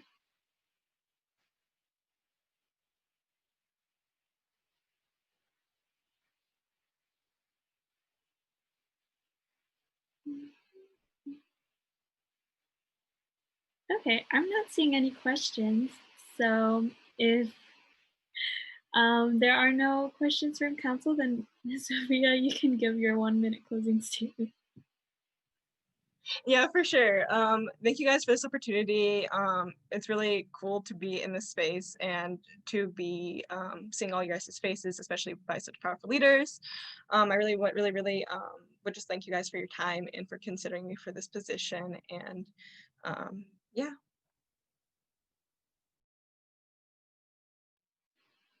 Okay, thank you so much, Sophia. Do any members of council have any questions or comments, statements you want to make? If not, can ARC give their formal recommendation, please? Yes, so ARC voted 3-0-0 positive recommendation for Sophia. Sophia, we were really impressed on your organization skills, and we believe that your perspective will be very beneficial on the Academic Senate, and we can't wait to see what you can do in that position. Awesome, thank you, Zuleika. Do we have a motion?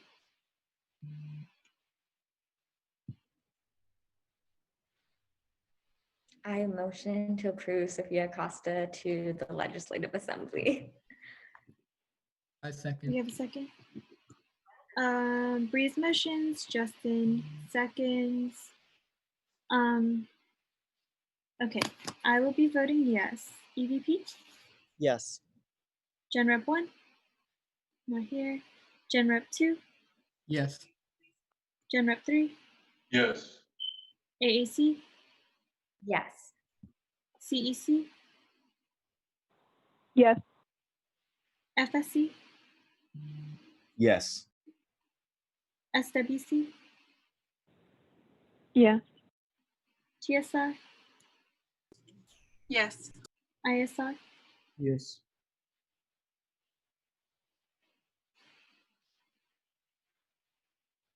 Okay, with the motion of 10-0, the motion passed. With the vote of 10-0, the motion passes, and Sophia Costa is appointed to the Academic Senate Legislative Assembly. Congratulations.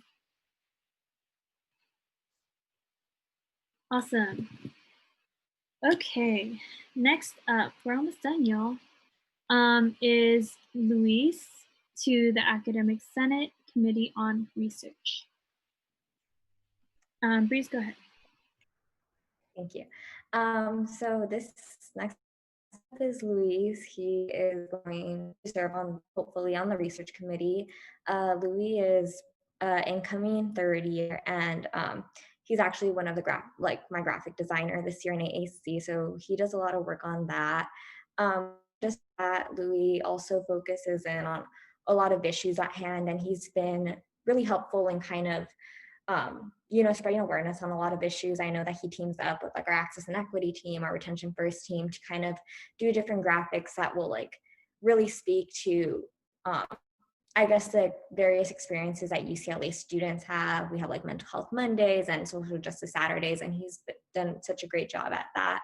But more than that, I think Louis offers a unique perspective because he is also a STEM major. And one of the issues that he's often brought up is how difficult it is to find a research position, specifically for non-traditional students, low-income students, BIPOC students. When you think about the fact that, like, of course, a lot of these positions are unpaid, or it's very difficult for students that may not have the resources or the income to obtain these positions. So that's something that Louis wants to work on this year, is drawing attention to that in this committee. And I'll let him talk more on. Cool, thanks, Louis. Do you want to give your 1-minute opening statement? Yes, so as Breeze has mentioned, I really hope to advocate for low income, non-traditional, transfers, international, and BIPOC students to advocate for research positions, not necessarily for them, but also kind of just like advocate kind of like how research is a very inequitable path for these students. Most of the time, it's either a decision between, especially for low income students or non-traditional students, or of the latter. It's usually a choice between having a job and being able to have an income, or having a research position where most of them are unpaid. I also hope to advocate for the rights of student researchers, because at least from what I've heard from stories and from anecdotes, is that most of the time the labor and like the time that these student researchers give are not respected by either like the PIs or the head researchers. As well, I hope to kind of put an emphasis on the soft sciences, such as the social sciences and the histories, and focus research on there, because UCLA tends to focus on STEM-related research, medicine-related research, and so on and so forth. So I also hope to advocate for those students as well. And finally, I hope to kind of reach out to, whether it be the mother orgs or culture groups or health or research-related groups, and not necessarily speak for them and be the voice for them, because I can never do that, but rather be the messenger for them and serve as a reminder as, what are the student struggles specifically within research.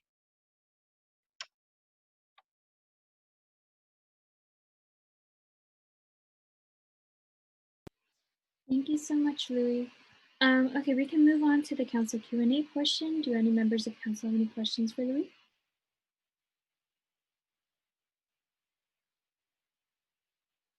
All right, I see Christina. Go ahead. Hi, thank you for being here. I just had a question about, and I understand that like you'll have a whole year, so this might change, but just initially, what are the kinds of policies that you are thinking you would want to change, and how might you want to change those kinds of policies to better serve students? Just like everyone else, the necessary powers that these appointments have is like somewhat unclear. But I mean, if I were to able to advocate for anything specifically, and I know it's really really hard, especially like in a laboratory setting, because most of them are in lab, in wet labs and so on and so forth. But hopefully, I can advocate for right now openings of more, more the word escapes me, but basically not on job site research positions. But hopefully for the future, I add in like sort of like the pathway, and I start getting the ball rolling for more paid positions within research.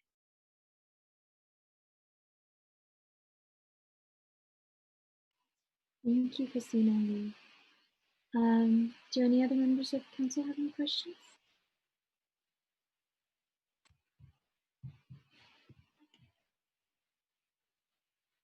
Justin? Yeah, I guess it's kind of an offshoot of Christina's question, but I was particularly interested in the soft sciences thing Louis said. I guess kind of an offshoot being like, how would you, or in what ways would you kind of go about that advocacy, and any kind of first moves you're thinking of doing to make that research a little bit more or accessible, or like I guess um, growing those programs, research programs. Well, again, it comes down to the power in terms of like growing those programs that all has to do with budgeting and all of that. So again, I'm not necessarily too sure. However, what I am sure about, what I truly want to advocate for is, serving a reminder that research falls outside of STEM. There's also like a budgeting gap that exists within the amount of money that goes into the research. You can see from, I believe, 2011 till 2018, there exists a huge gap between STEM-related fields and as well as the soft sciences, such as music, for 5 straight years, only getting a budget of under $40,000, while everything else got tens of millions. Um, you know, that in itself creates inequities for multiple types of students, whether they be prospective grad students, but also it all just comes down to the accessibility of the information. A lot of the time, research positions are just not there because, quite honestly, they're not accessible to students. You have to be in the know-how in order to get these research positions. So basically advocating for that accessibility, both in the language and in, quite honestly, just the knowledge of that these positions exist.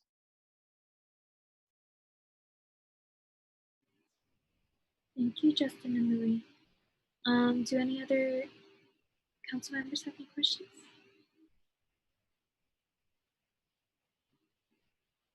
Okay, awesome. If there's no more question, Louis, can you give your 1-minute closing statement, please?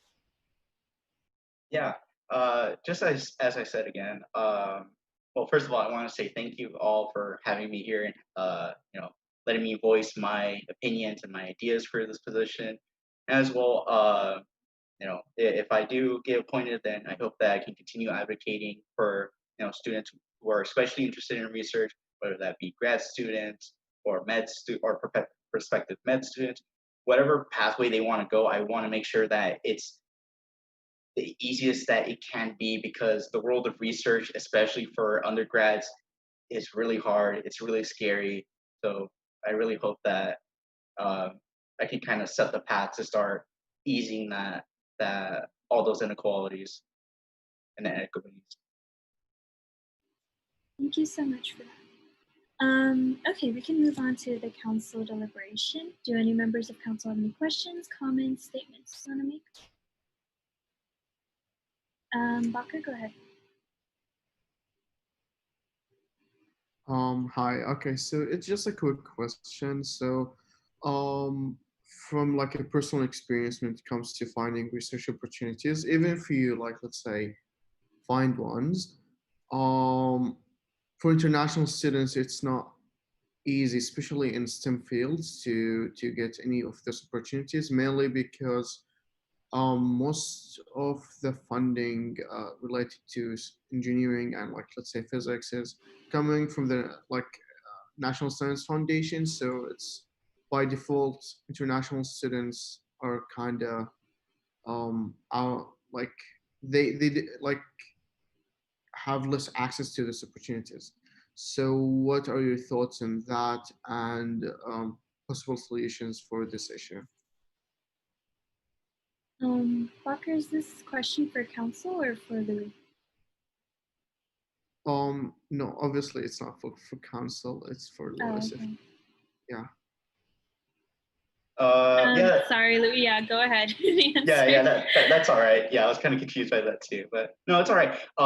Specifically, that also applies to undocumented students, even if they have residency here.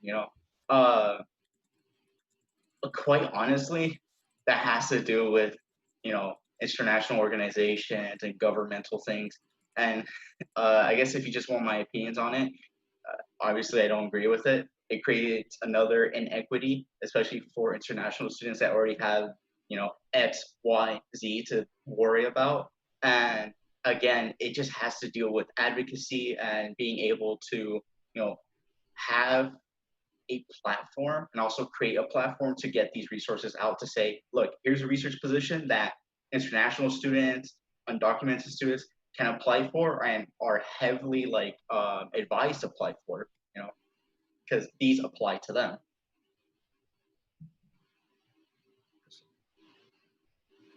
All right, awesome. Anything else that any council members want to say?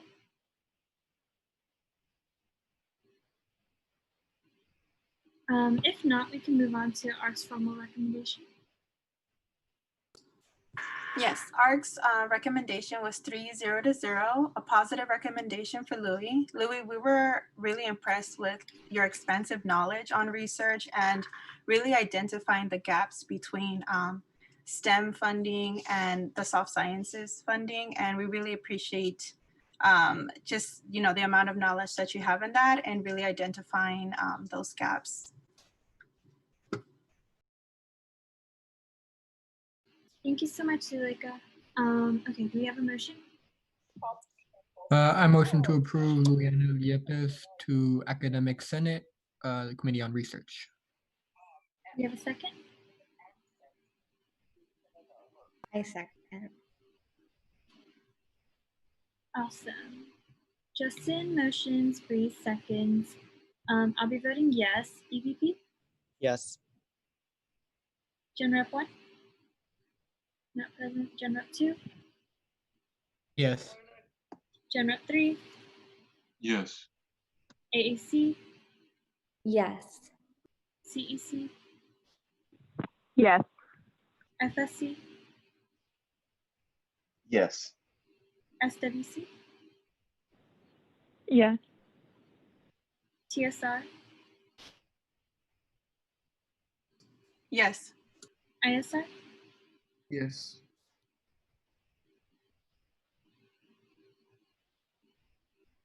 Awesome. With a vote of 10-0, the motion passes, and Louis Yepes is appointed to the Academic Senate Committee on Research. Congratulations. Thank you.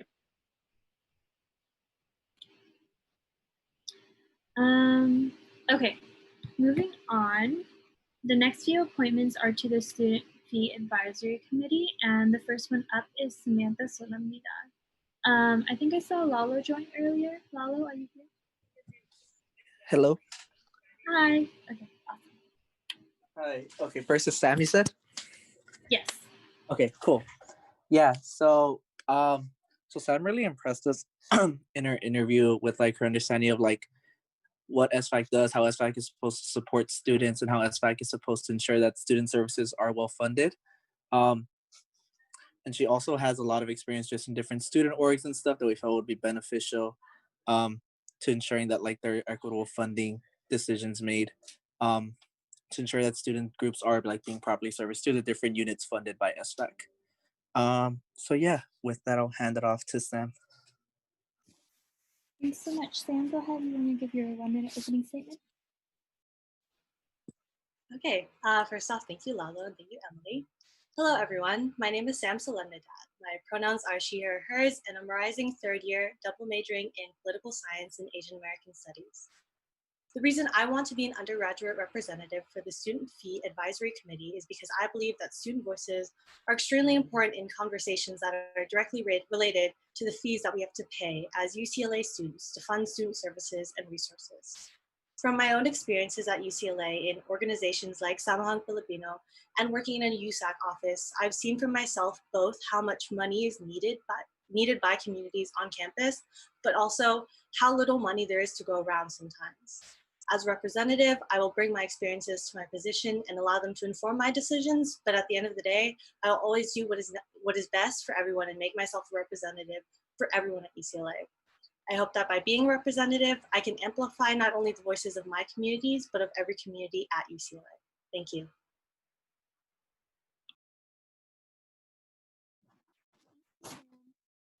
Okay, we can move on to the council Q&A portion. I see Aiden's hand up. Aiden, go ahead. Yeah, no, thank you so much. I guess my question is, so we're in a very strange time for student fees, and on the one hand, we have really valid calls from students for refunding fees, halting fees for fall. And on the other hand, I know SFAC pays for things like CAPS, like our resource centers, CPO, basic needs, a whole list of very important programs. So I guess, how do you kind of reconcile or think about that dilemma that I guess SFAC is facing this year? Yeah, for sure, Aiden. I have been grappling with that a lot. As a student myself, I have had to thought about, with classes being online for most students completely, the justification for having things like student fees being paid in full and also tuition. And you're right, at the end of the day, a lot of student fees do fund very important services like CAPS. So for me, it's about weighing the pros and cons of, okay, so as a student myself who does have to pay these fees, like I pay for a lot of, I personally and everyone else pay for a lot of these services, and are they necessary to the student body in a way that is justifying us paying for them? And throughout my whole tenure in this position, if I do have the chance to be appointed, I will continue grappling with that on a continuous basis. I hope that answered your question. Yeah, thank you. Thanks, Aiden and Sam. I see Christina's hand up. Hi, I just wanted to ask, how do you feel about the way that fees are currently distributed, and is there anything that you immediately see and that you'd like to change? That's a good question. I'll be honest, like I'm not entirely knowledgeable of like the inner workings of SFAC as of yet. I do understand, I have been looking kind of at the reports in recent years that, most fees are allocated in a 2-year kind of viewpoint. And in like past years, I know they have changed that to kind of only make 1-year recommendations and things like that. Looking at how money has been allocated in the past or recommended in the past, I do think that, certain student services and student groups do need more money, but, at the end of the day, I do have to look at it from a, kind of a perspective where I'm sort of separated from my own, I'm using my own experiences to inform the decisions I make if I were to become a part of SBAC, but I can't let them decide for me. I have to look at all the facts. And so going into the future, I will try and bring those experiences I've had and the knowledge I have into making deliberations on where funds should go and be recommended to go.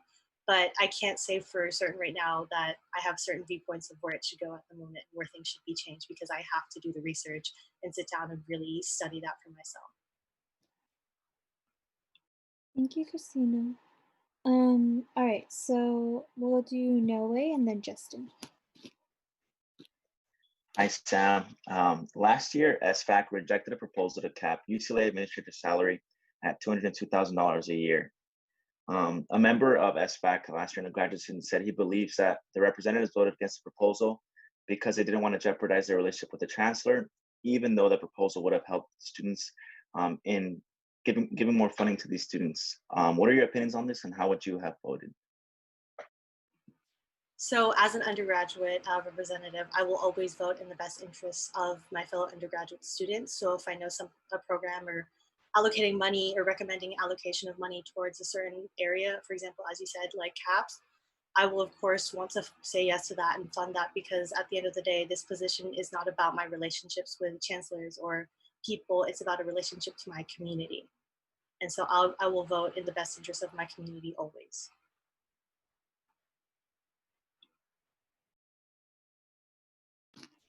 Thanks, Noe and Sam. Justin, go ahead. Hi, Sam. I wanted to ask what your opinions are, and basically what your thoughts are on the responsibility of the different departments that SFAC or student fees are given to, essentially, in being transparent and accountable to essentially what they're spending those fees on, and kind of basically what responsibility do they have. Yeah, sorry. Let me know if that question doesn't make sense. I'm tired. It's okay, Justin. Just to kind of reiterate, I think your question is like, should units that we allocate student services fees towards or recommend allocation for, should be transparent basically in what they use the money for. Is that what the question is basically? Yes. Okay, yes, so I believe that if funds are allocated, especially student service fees, these are coming from students ourselves. We as, SFAC, but also as a student body should know exactly where this money is going. Transparency is 100% necessary because this is money that we ourselves are kind of funding. And I just believe that transparency is one of the biggest issues sometimes at UCLA, and I think we need to address that. And I will make sure if I am a part of SFAC to advocate for it completely. Thanks so much, Justin and Sam. Okay, Zuleika, do you want to go ahead?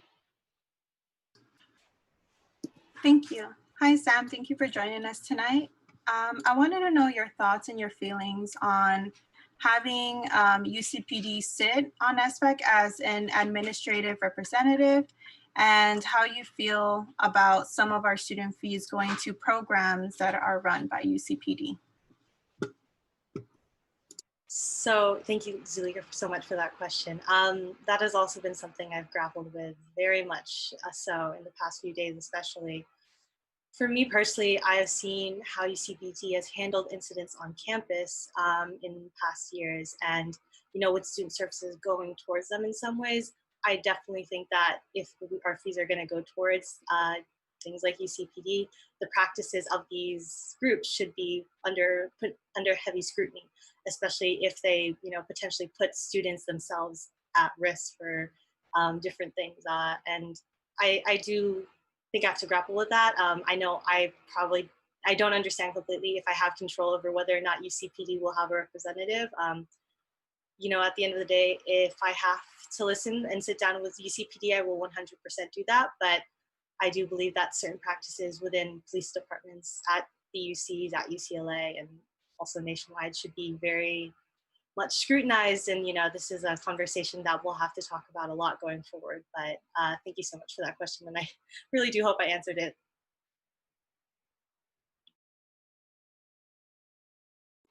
Thanks, Zuleika. Okay, do any other members of council have any questions for Sam? No way. Hi, Sam. Asking another question. What experience do you think best qualifies you to work on behalf of students in this position? I would say my experiences from within the UCLA community would qualify me. I don't want to say that anything specifically is the reason I should be a representative. I just hope that the experiences I have, working in community organizations, like I said, as in Samhang Filipino, does inform, my experiences. I was part of board of Samhang Filipino in the past, and I worked with someone who worked in our retention and access programs within Samhang Filipino, and I got to see for myself just how much money is needed by these different organizations and our entities, and that definitely informed my my knowledge and my position going into this committee. But also, I'm currently in Academic Affairs Commission with Breeze, and being in USAC has also informed my experiences in that I understand sometimes money can be tight. Money, as much as I wish it was freely given and able to be given out to everyone in equal allocations, I know that's not what the truth is. So I hope that those two kind of experiences on campus, and also my passion for representing the student body, especially the undergraduate student body as the undergraduate representative, it will make me a good candidate at the very least for SFAC.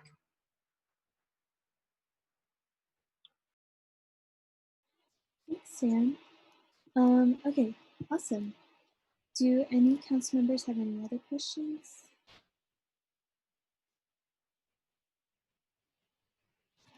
Dr. Geller?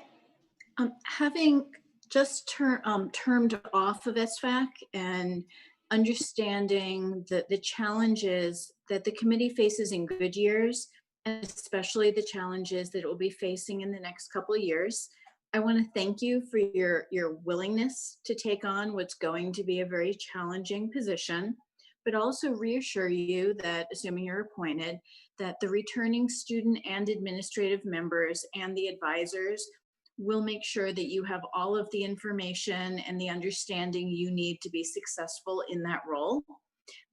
you would be, my understanding is that you would be the only undergrad who would be starting a 2-year term, with 3 having just finished. So, and there's also only 1 returning grad student and 3 new ones. So the committee will have lots of opportunity to learn and grow together. So you'll be given lots of educational opportunities and really be comfortable by the time you start making decisions that you'll be well prepared to do that. So please don't go in with any fear. You're going to do great. But it is going to be a challenging year, and the year after is probably going to be more challenging.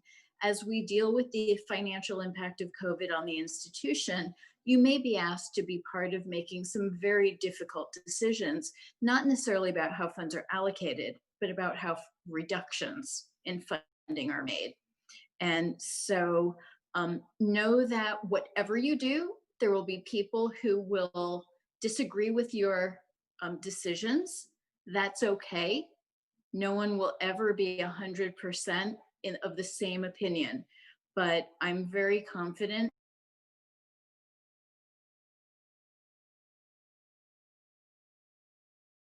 to be given everything you need to be successful and have each other's back, because it can get challenging if you have to make difficult decisions and not everyone supports them.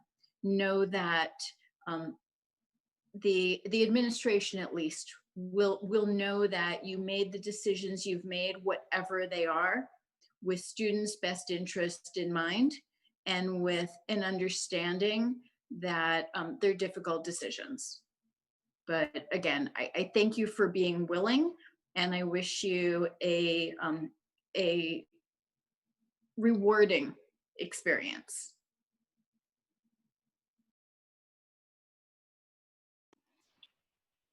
Thank you so much. Thank you, Dr. Geller. Thanks, Sam. Okay. Any last minute questions? If not, we can move on to Sam's closing statement. And I'm not seeing any hands go up. So Sam, you can go ahead. Give a 1 minute closing statement. Okay, I just want to end by saying thank you to Council for your time. I appreciate all your hard work, and I'm looking forward to possibly working with you all in the future.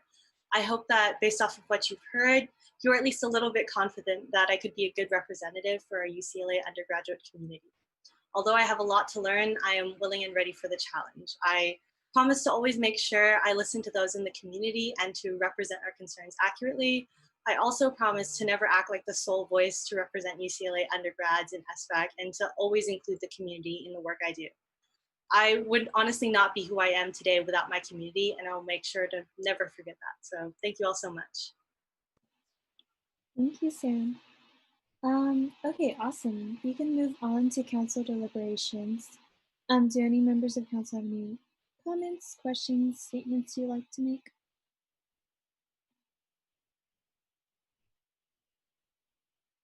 If not, we can move on to ARC's formal recommendation. Yes, so ARC voted 3-0 positive recommendation for Sam. Sam, we really appreciated the work that you did with respect to outreach and retention. We believe that your experience will definitely help in understanding the needs of funding for different communities on campus. Thank you, Zuleika. Okay, cool. Do we have a motion?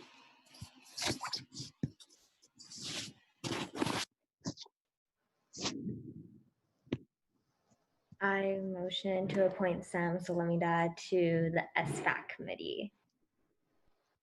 Do you have a second? Second. Okay, please motion. Zuleika second. I will give a yes. Yes. General 1. Not present. General 2. Yes. General 3. Yes. AAC. Yes. CEC. Yes. FSC. Yes. SWC, Yeah. CSL, Yes. ISA. Yes.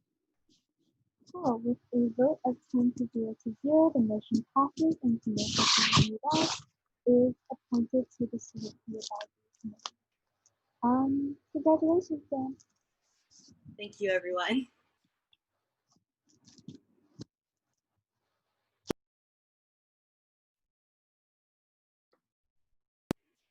Okay, so the next appointment is Devani Dyer to the Student Fee Advisory Committee. Dyer?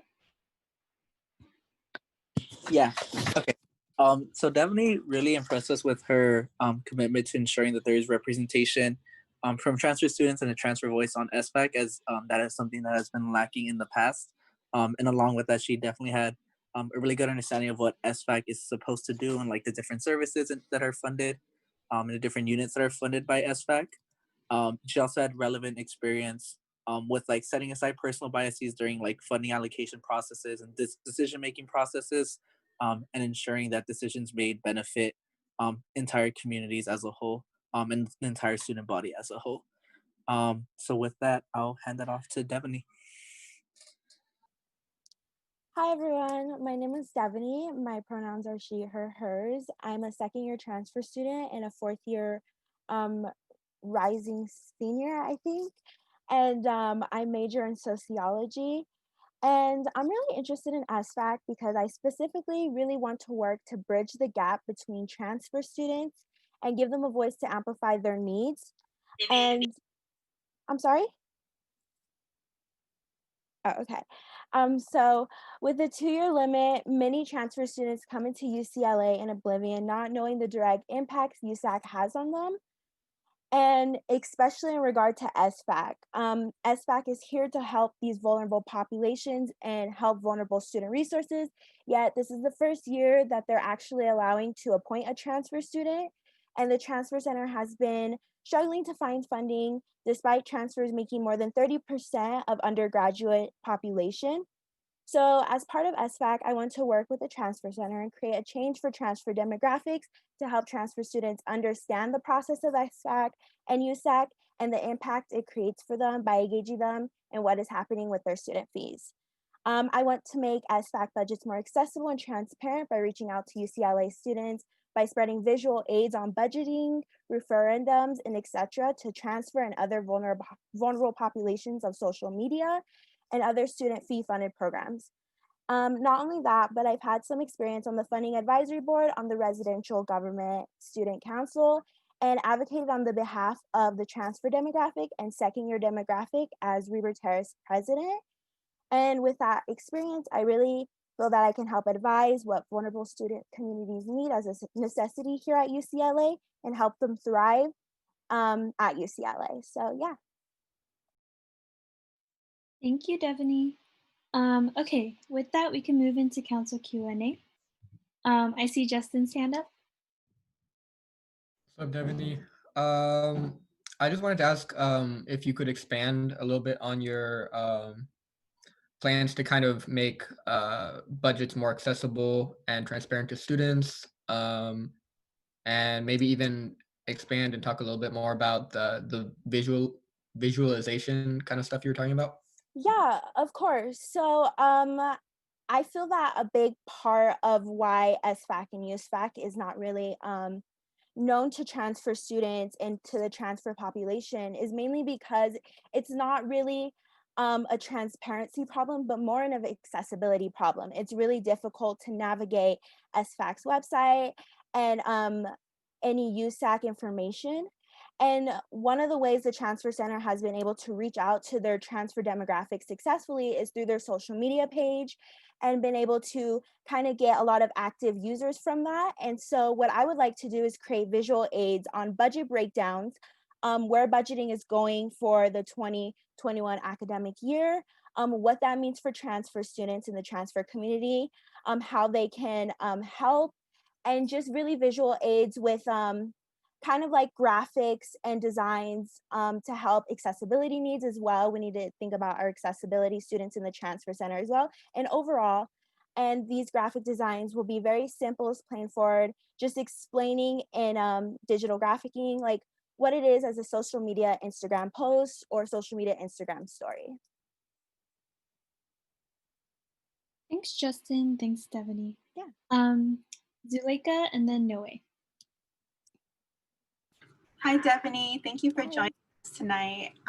My question is the same that I asked for our last appointment, and it is, how do you feel, or what is your opinion on UCPD sitting on SVAC as an administrator, and knowing that some of our student fees do go towards some of the programming under UCPD? So my initial thoughts when I think of UCPD sitting on SVAC committee meetings is that it can cause a little bit of barrier because a lot of members might feel a way to sway to different referendums that involve UCPD or not. They may feel like because there's an authoritative figure that they may have to sway on certain referendums or certain advising to financial discrepancies. But I feel that with UCPD sitting on committees and UCPD getting a partial funding should really be up to the student body. And it is a discussion to discuss with UCLA students. It's not really my opinion or my personal biases to kind of say what I think about UCPD and what they should be involved in with student fees. I think it depends on the student body, and it's a conversation to really make accessible for the student body and to keep them engaged in, because their opinion matters on this, especially with everything going on in America right now. We really want to make sure that we're taking into consideration everything that they're saying. Thank you. Thanks, Zuleika, and thanks, Stephanie. Noe, go ahead. Hi, Devaney. Thank you for being here today. I'm also going to ask a similar question. Last year, SVAC rejected a proposal to cap UCLA administrative salary at $202,000 a year. A member of SVAC said he believes that representatives voted against the proposal because they did not want to jeopardize their relationship with the chancellor, even though they believe the proposal would have benefited students. What are your opinions on this, and how would you have voted? So I would have voted on capping administrative salaries. I would have voted, I think it's, yes, I would cap administrative salaries. And although it may jeopardize my relationship with the chancellor, that's really not the position if I were appointed to be having relations with the chancellor. It's not in my position to be creating relations. My position is to be advocating for the student body and staying with what they say to making sure that their voice feels impacted and heard. Also, my relations with the chancellor will strictly be professional. I do not plan to create any other relationships to keep transparency and trust into SVAC. So I would have definitely voted yes to cap administrative salaries and especially because that money, that surplus money, could definitely go to the student body and vulnerable communities that need it the most and really make a change for them.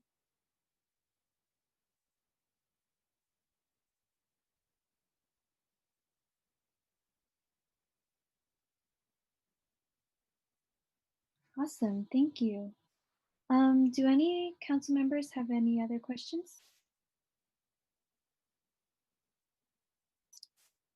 If not, you can go ahead and give your 1-minute closing statement. Yeah, so I just want to thank you guys so much for hearing me out and hearing everything I have to say about SVAC and the change that I want to make to SVAC in relation to transfer students. I'm really excited, no matter what, to see what SVAC has to do for this year. I know it's going to be a tough one, so I have support all the way. And I just really want to thank you and appreciate you all for listening and being here today. So thank you. Thanks so much, Devaney. Okay, so we can move on to the council deliberation portion. Do any council members have anything they want to say?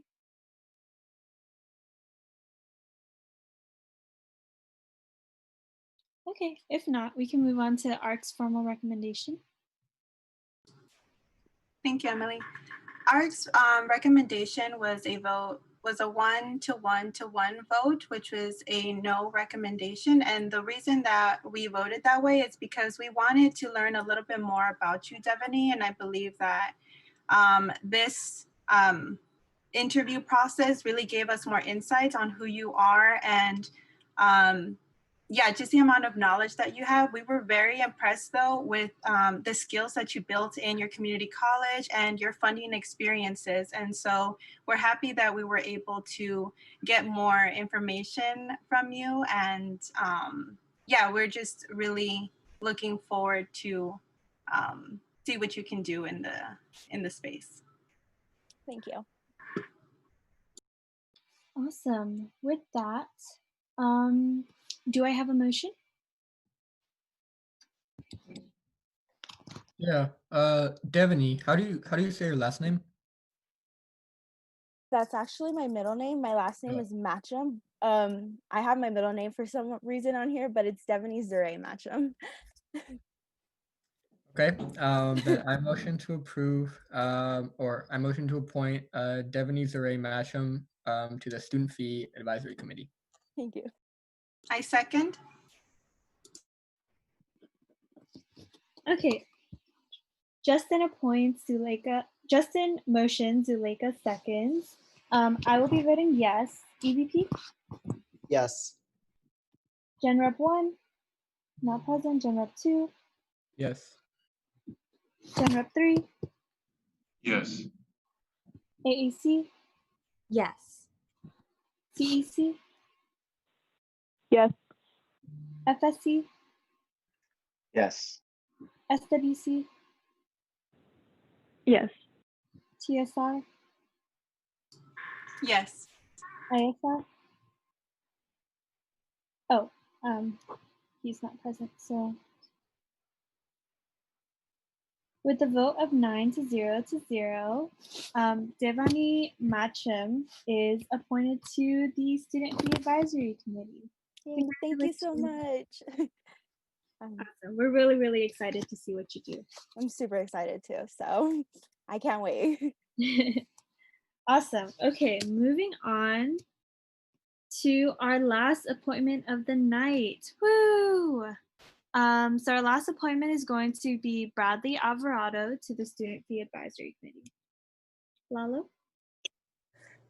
Yeah. Okay. So Bradley really stood out for us for his really like great understanding of like the different like units and services that are funded by SFAC, as well as understanding where some of these units also get like supplemental funding from, in terms of like also from like the state and also like federal funding.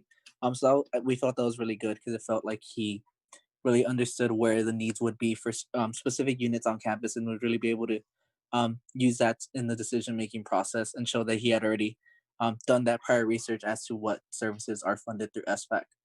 He also has experience with the Transfer Leadership Coalition, which we felt is good because he has that experience directly with communities that will be serviced by SFAC, and as well as just like tapped in with various other communities on campus.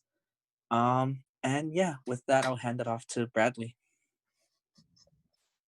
Hi everyone, my name is Bradley Alvarado. I am a rising fourth year, second year transfer. I'm a political science major and a global studies minor. And like Devaney, I'm interested in joining SFAC because it has a history of not having enough transfer representation. It was just about a year ago that the previous co-chairs of the Leadership Coalition, Zuleika and Millie, were able to sit down with SFAC and change its bylaws so that more transfers can sit on SFAC and have a voice. And I really hope to be a voice for the transfer community. I have experience with the Transfer Leadership Coalition and reaching out to the different organizations that are both transfer friendly and transfer specific that not only serve the transfer community, but also other underrepresented and marginalized communities at UCLA. And sorry. Yeah, with that experience, I really hope to share that knowledge and educate the fellow representatives of SFAC so they understand the transfer experience and are able to have that knowledge and use it in order to make decisions on the different fundings that SFAC will be facing for the rest of the year. Thank you so much, Bradley. With that, we can move on to the council Q&A portion. Do any members of council have any questions for Bradley?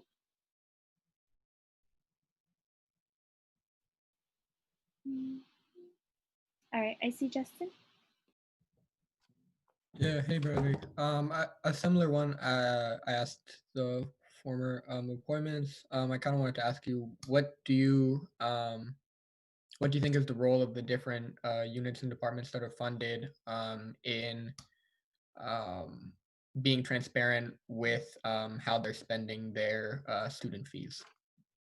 Yeah, so I believe that transparency is really important. These are our student fees that we're paying each quarter, and I believe transparency is a big thing that SFAC has to focus on. I believe communicating with different departments and resources that apply for funding are important, because I believe we should understand what the funding will be used for, and also students need to be aware of that. And with the experience that I have with outreaching to students and organizations, whether it be through email, through social media, making different graphics to show on Facebook, Instagram, and other social medias. I believe through this outlet, it would allow students to understand where their student fees are going and how they're being used. That way, there's no uproar or kind of distrust that the undergraduate population at UCLA would have towards SFAC. I would want them to trust us with their student fees and be able to understand that we have their best interest in mind and will always have their best interest in mind when allocating or recommending different types of funding all around campus. Thank you, Justin and Bradley. Zuleika, go ahead. Hi, Bradley. Thank you for joining us tonight. Same question as the last appointment. What are your feelings on UCPD sitting on SFAC as an administrator, and knowing that some of our student fees do go towards UCPD programming? Yeah, so if I'm going to be all honest, I feel like UCPD does not represent the undergraduate population at UCLA. Through my own personal experiences by hearing out other stories, I feel like UCPD has a lot of negative history with their relations with the undergraduate population, and I just feel like they aren't a good administrative representative to have on SFAC. However, I know that I solely can't change that, and I'm willing to work with UCPD if that's the case for the rest of the academic year, and try to even better the relationship with UCPD, with the undergraduate population, and all types of students at UCLA. As towards the funding the UCPD programs, I think that would also be discussion with the rest of SFAC representatives, and trying to let everyone know and be conscious of the fact that some of these programs really aren't kind of serving the students. And so I believe that transparency between UCPD and its students should be really important when SFAC is deciding on the allocation towards their type of programming. Thank you, Bradley. Thank you, Zuleika. I see Noe. Go ahead, Noe. Bradley, thank you for being here today. Same questions as the other appointments. Last year, SFAC rejected a proposal to cap UCLA administrator's salary at $202,000 a year.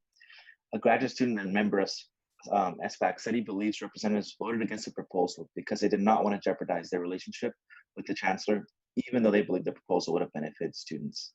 What are your opinions on this, and how would you have voted? So I would have voted for the proposal. I would have voted to cap the salary for administration. As a representative to the undergraduate population, my job wouldn't be to make sure that my relationship with the chancellor or other administrative figures is positive. As a student, I feel we have the right to hold our administration accountable and let them know that their job is to serve us, and that their job is to serve us and not the other way around. Therefore, all the money that could have been allocated to students instead of administration salary could have been put to better use. And yeah.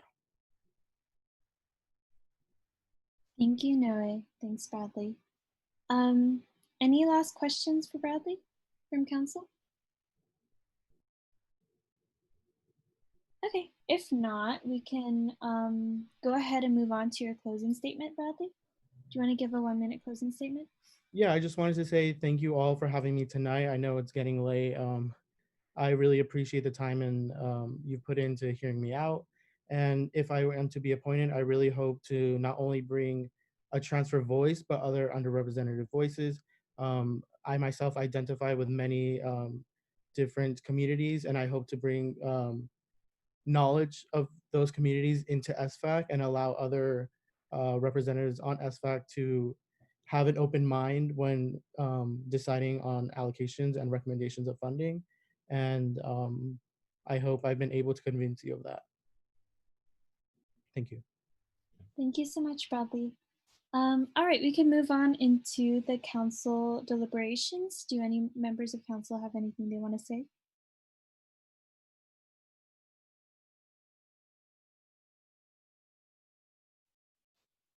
Okay, if not, we can move into ARC's formal recommendation. Yes, so ARC's recommendation was 2-0 to 1, 1 being the abstention, which was myself because Bradley he serves in my office. But the reason why we did vote for a positive recommendation was because Bradley is very knowledgeable on what SFAC does and the committee does, and we believe that the knowledge that he holds and his experiences, not only as a transfer, but holding other identities would definitely be beneficial within the committee space. Thank you, Zuleika. Okay, awesome. Do I have a motion? I motion to appoint Bradley Alvarado to the Student Fees Advisory Committee. I second. Zuleika motions, Justin seconds. I will be voting yes. EVP? Yes. Gen Rep 1, not present. Gen Rep 2, Yes. Gen Rep 3. Gen Rep 3? Yes. Oh, okay, cool. AAC? Yes. CEC? Yes. FSC? Yes. SWC? Yes. TSR? Yes. ISR? Oh, not present. Okay, with the vote of 9-0 to 0, the motion passes and Bradley Alvarado is appointed to the Student Fee Advisory Committee. Congratulations, Bradley. Thank you, everyone. Awesome. Thank you so much, everyone, for your patience. That concludes our appointments for the night. Woo! Okay, so now we'll be moving on to officer reports. Please try to be cognizant and keep your report to 2 to 3 minutes if possible.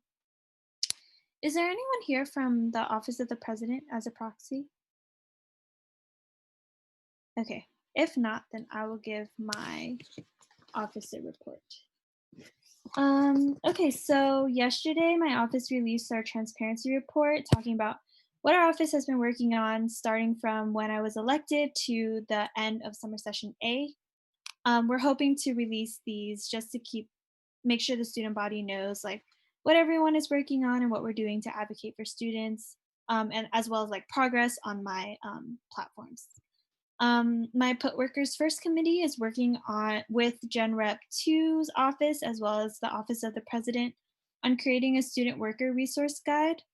My Transformative Justice Now committee is working with the Student Wellness Commission, which is basically just Christina, and it's super fun. And we're working on a campaign, as I mentioned, for social media, basically to help students know what to say to folks if they're invited to an event that like breaks public health guidelines, how to like politely decline or suggest alternative activities, how to talk to your roommates, and stuff like that. So just how to have these like hard COVID related conversations, because I think that a lot of students are kind of struggling right now on how to say no and stuff like that. So I'm really, really excited for that. My Transformative Justice Committee is also working, or will be meeting with the CARE program tomorrow to talk about CARE's efforts toward establishing a transformative justice program at UCLA. And they're also working on a collaboration with the Academic Affairs Commission. Um, my Drive Down Rent Committee is working on a housing relief resource guide. And I have been meeting with the Public Health Ambassadors work group, as Mick presented on today, and also having meetings to advance my project of working with the Rent College Pads project, which Steve came in a few weeks ago and presented on. So we're really hoping to move that forward in the next few weeks. Thanks, everyone. If there are no questions, we can move on to Aiden. Yeah, hi everybody. I have some bullet points that are linked for the full report, but main highlights. Thank you everybody who came to our student organizing summit. I really want to especially thank Justin, Promise, Breeze, Bacher, Emily, Sachi, and Naomi who came from council. I hope you enjoyed it, where we set our system-wide UCSA priorities for the year.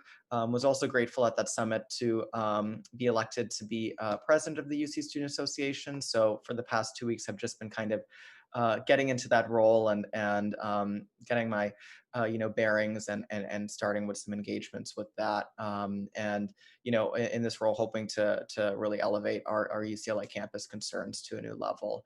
Other things that our teams have been working on, our campus partnerships team has been working on revamping the Bruin Advocacy Grant. You can expect in your council roles and in your roles as student leaders on campus and in communities for increased grant opportunities through this grant. We're hoping to start off with the first round of 25,000 in grants funding for organizing and advocacy efforts, and then getting ready for our Prop 16 mobilization in the fall. Our local relations team announced yesterday the finalization of our Los Angeles District Attorney candidates town hall, which will be September 14th. Highly encourage you to come, and we're also taking co-sponsors and there'll be a number of different speaking engagement and opportunities if you would like to be a part of this event, which will be 2 town halls with each candidate, and then a post event where student community members and faculty and experts are providing commentary on what we just heard. Continuing to do state advocacy on 2 of our key bills, AB 376, which will grant greater rights and protections for student borrowers, and then SB 1232, which will allow student parents to be eligible for greater CalWORks support through the state CalWORks benefit system. And then finally, the big thing that I want to flag also, and we'll be doing a presentation to council either at the next council meeting or the one after, is we're finalizing our contract with Every Action to launch a student technology platform for direct engagement and advocacy. It's super cool. It's like the Death Star of advocacy. It does like everything. So we'll be presenting on that and the benefits it can bring to co-programming and any kind of actions you'd like to see. But yeah, any other questions, happy to take them or happy to turn it over to the next person.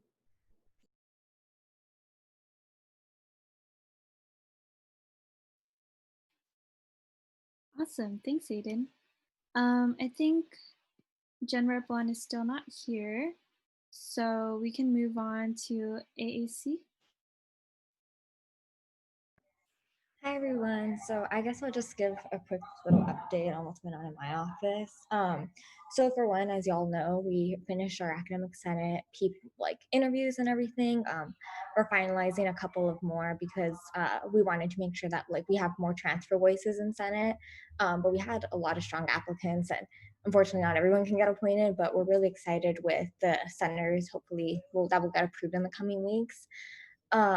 As far as everything else goes, so our minor proposal is officially done. It's been so stressful to get it done, but we're going to be meeting with Breon Bain soon to discuss it and see the steps moving forward. He's just coming back from sabbatical right now, so we're waiting on him to come back. Today we met with with MSA, and we had that discussion with VC DeLuca, and they finally reached a kind of where the space will be located, and we're really excited. And while it's going to be outdoors, like we know that they started that discussion with them, and they like kind of promised them that they're going to work throughout this year so that in the future there will be an indoor space, but the outdoor space, it'll be a space where like they will have their own space, which is very important. As far as academic senate, I've also been having discussions with GSA and teaming up with them in order to work on creating, like, I guess, allyship trainings for professors. And the way these trainings would look like is we can't force, because of, you know, academic freedom, we can't force professors to take a certain route when it comes to classes or to be better allies. But if, for example, it's something that is looked at when like you're looking for like diversity, or when a professor looked up like say what level they are at, like on a spectrum of 5 levels, that's something that can be done, and we're teaming up with GSA to work on that in the committee of CODI. And then I've met with Academic Senate. I had a few meetings with executive board and UGC, and previously I had been writing letters, so I'm sure like y'all probably seen like our Senate leniency, like our leniency survey that's been passed around a lot. Right now we have over 400 responses, so we're really excited about that. Like the side of classes pass no pass was moved to week 9. They wanted to move it to week 6, but ultimately like Naomi and myself, like we really advocated for it to be pushed to week 9. So I guess it's a better, like it's not no longer week 10, but that's better. So that's been going on, and we will be meeting again with them to kind of just discuss leniency overall this upcoming quarter, because they think that being lenient too much is too, like they're saying a bunch of crap and it's just really annoying because, you know, a lot of the freshmen and I guess stigma or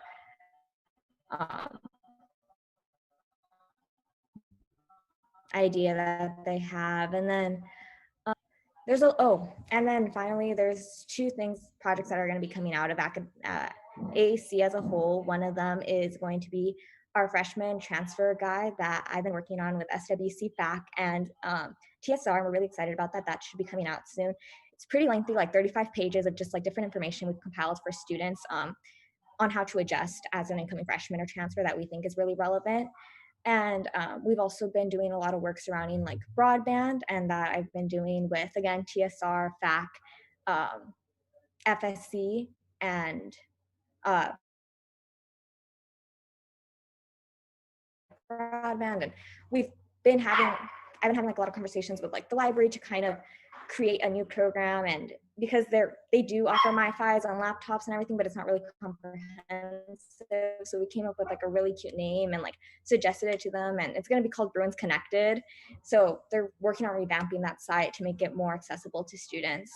So yeah, there's a lot of work coming out of AAC soon, and I'm really excited. And if y'all ever want to collab, like really excited. I know are going to be collabing this upcoming fall quarter, so it's always fun. Thank you guys. Thank you, Breeze. All right. Okay, so I think Jonathan's not here, Sachi's not here. So Christina, do you want to give your update? Yes. So for SWC, we set dates for our 2 remaining planned summer events, which are going to be our Health Equity Summit on September 13th and then a film launch on September 18th. And we have the first facilitator training for the summit this Saturday. And then, as Emily mentioned, we're working with the IVP office and hopefully with Ash as well on a peer messaging campaign for kind of COVID safety and that kind of thing. And then besides that, for the committees, they're all planning to attend EAF and also participate in the Transfer Summer Bridge program with the Transfer Student Representative's office. And that's all. Awesome. Thank you, Christina. Okay. And then Zuleika, do you want to give your report? Yeah, thank you. So our office has met with multiple departments on campus to ensure that they're participating in like transfer inclusive practices. There's been a lot of cross-office collaborations, as most of us have already said. So we're really excited about that and just, you know, what will come out of that. We're also working with the Transfer Student Center to expand their transfer transitions program and a pre-registration for incoming transfers to participate in the summer bridge program or the transfer transitions program will be coming out sometime this week. I just want to tell like the general undergraduate community that just keep a lookout for that. Our new website was launched a couple, I would say like maybe 1 or 2 weeks ago. So all relevant information for incoming transfer students and current transfer students will be on our website. And it is constantly being updated as new information comes in. Just like Emily as well, we're posting all of our transparency reports on there. So what our office has been doing, what we want to do, who we've been meeting with, things like that will be posted on the website in the transparency reports, and that will be updated bi-weekly. And also, if they're interested in like joining the office or engaging or just, you know, interested in resources, visit the website, and the website will be posted on our Instagram page. That's it. Thank you so much, Zuleika. Okay, and then I think Walker left, and is Arsh here? No, I don't see him. Okay. Are there any reports from our administrative representatives? Go ahead, Roy. I would like to share something, if I may. Good evening, everybody. So I want to more formally and clearly introduce Patty Solomon to you. I believe that Naomi made some light reference to this and had asked Jessica a question who gave an answer, I think, in your last meeting. So Patty spent a number of years, so she really has a lot of experience in this government space. She had Jessica's job, or an earlier iteration of it, for 7 years. So she spent quite a bit of time at the table, and has gone on to do other things. I will let her, speak a bit about that. But part of what I want to accomplish with this is to, in some sense, I would call it almost restoring a little bit back. I have been unable to give as much attention as I had in the past to council, and at the same time, council has expanded with the transfer and international reps being added to the portfolio, and the voice that you represent and the advocacy expanding even further. So, it's important that there be a sufficient support system for all the activities that you do. Even though I would still say that we're not where I would like us to be, which would be even more than this. But so it doesn't necessarily mean that I am out of this world. Breeze was making reference to in a meeting we had earlier to deal with a specific issue that we would like to all work to resolve better. Zulika and I and Paria. Actually, Paria didn't make it. It was Sandy and Zulika and some of her crew and I. We're talking about transfer representation in the board of directors. So there's things that I would certainly continue to work on with governments. You guys are an extremely important part of what is the ASUCLA cumulative voice, leadership, advocacy, all the things that you guys are. But we just want to bring, more support to what you're doing, or in some sense restore it a little bit to where it had been somewhat recently. So that's the main thing I just want to make sure I more clearly communicate to you all, and introduce more clearly and welcome back to the table Patty Solomon. Maybe Patty, you could say a few words. Yes. Hi, everyone. Good evening. Thank you so much for allowing me to join this table tonight. And I've been sneaking some peeks the last few weeks, so you may have seen me on here.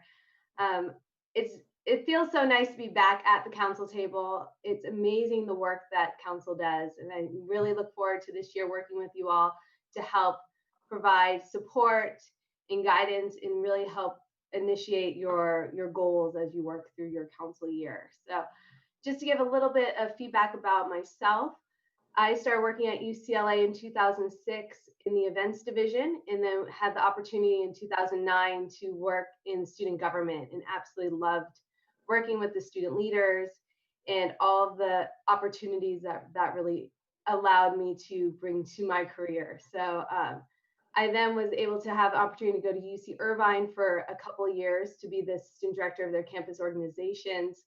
And in 2018 came back to UCLA in the role of student union operations division manager. So I'm really excited for this new role overseeing the student union services division, which gets to work with student government, our student union operations, as well as our event services. So, and very excited for this role back on the council table.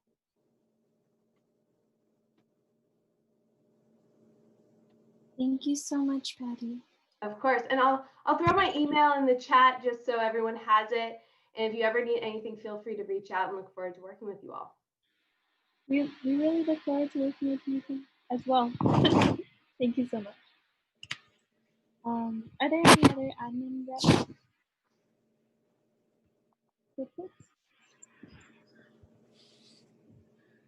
Hey, folks, No. this is Josh. Oh, I'm sorry, Deb. This is Josh. Just wanted to do a quick reminder that if you were doing anything for True Bruin Welcome and you wanted to get it onto the True Bruin Welcome calendar, make sure that you fill out the submission form. We are going to be updating the calendar, and it will be live on September 1st. I know the Facilities Commission has already submitted a few programs, so if there is anything that you need, make sure that you submit. I'll drop the link in the chat.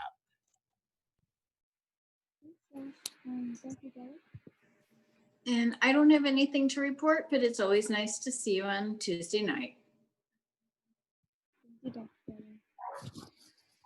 I have a couple quick updates for you all real quick.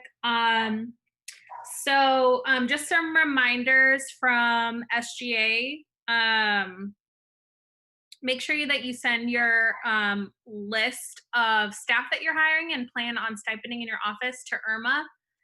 She basically needs their name, how much you're going to be paying them per week. And then she connects with them offline to make sure they get their hiring paperwork in. But all of this needs to be done by October 4th if they want to start on the pay period at the right time. So just to keep in mind, if you've already done it, I know she mentioned she got something from CEC. So if you've already done it, awesome. If you haven't, just keep that on your radar to send to her.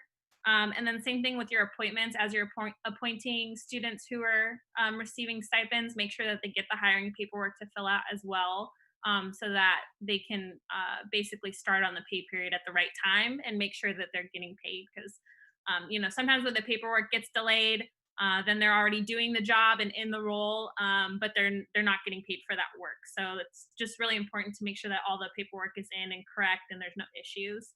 So if you have any questions, let Fernando or I know. We can relay that to SGA, or we can help answer that for you.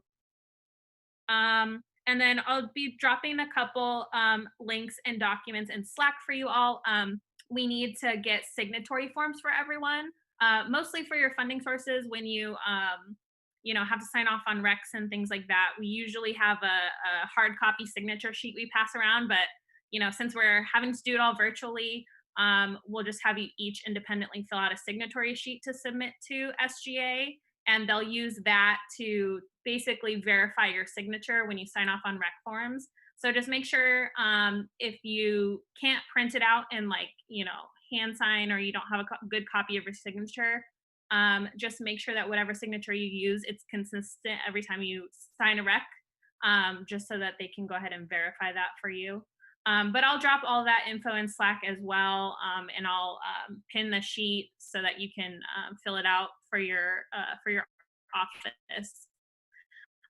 And then last quick reminder, So some of the SOL advisors are starting to get questions from student orgs about funding for some of your funding bodies. So, you know, if you have any updates to your guidelines that you need to make because you're going to be funding different virtual programming or different things virtually that normally wouldn't really fall under your fund, make sure that you get those guidelines updated and you know, let us know so that we can help communicate that to SOL so that they can better advise their groups on what, you know, what funding sources are going to be open for the academic year and whether or not they'll be for virtual programming or if there's any other, you know, things that they need to consider as they advise groups on funding resources. I know AAC made some amendments to their guidelines for virtual programs. So just keep that in mind if anybody has anything like that that needs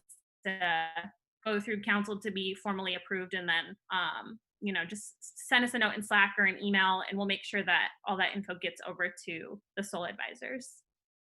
Thanks all. Thank you, Jessica. Fernando, do you have any updates? Oh, I think you're muted.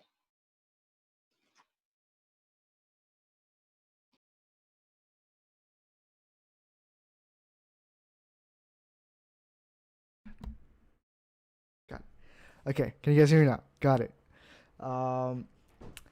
No updates. Only suggestion is if you don't have Slack, the desktop version of it downloaded, I would strongly recommend to do that because I opened Slack on the browser the other day and I realized it's not very useful if I have to go to the browser over and over to reach this. So if you don't have the desktop version, I would strongly download that so it can be one click away. Yeah, that's it. Good night. Thank you, Fernando. Okay, and there is no old business and no new business. So we are adjourning council at 8:03 p.m. Woo! Yay. The recording has stopped. Okay, so we can move on to Council Good and Welfare. You're more than welcome to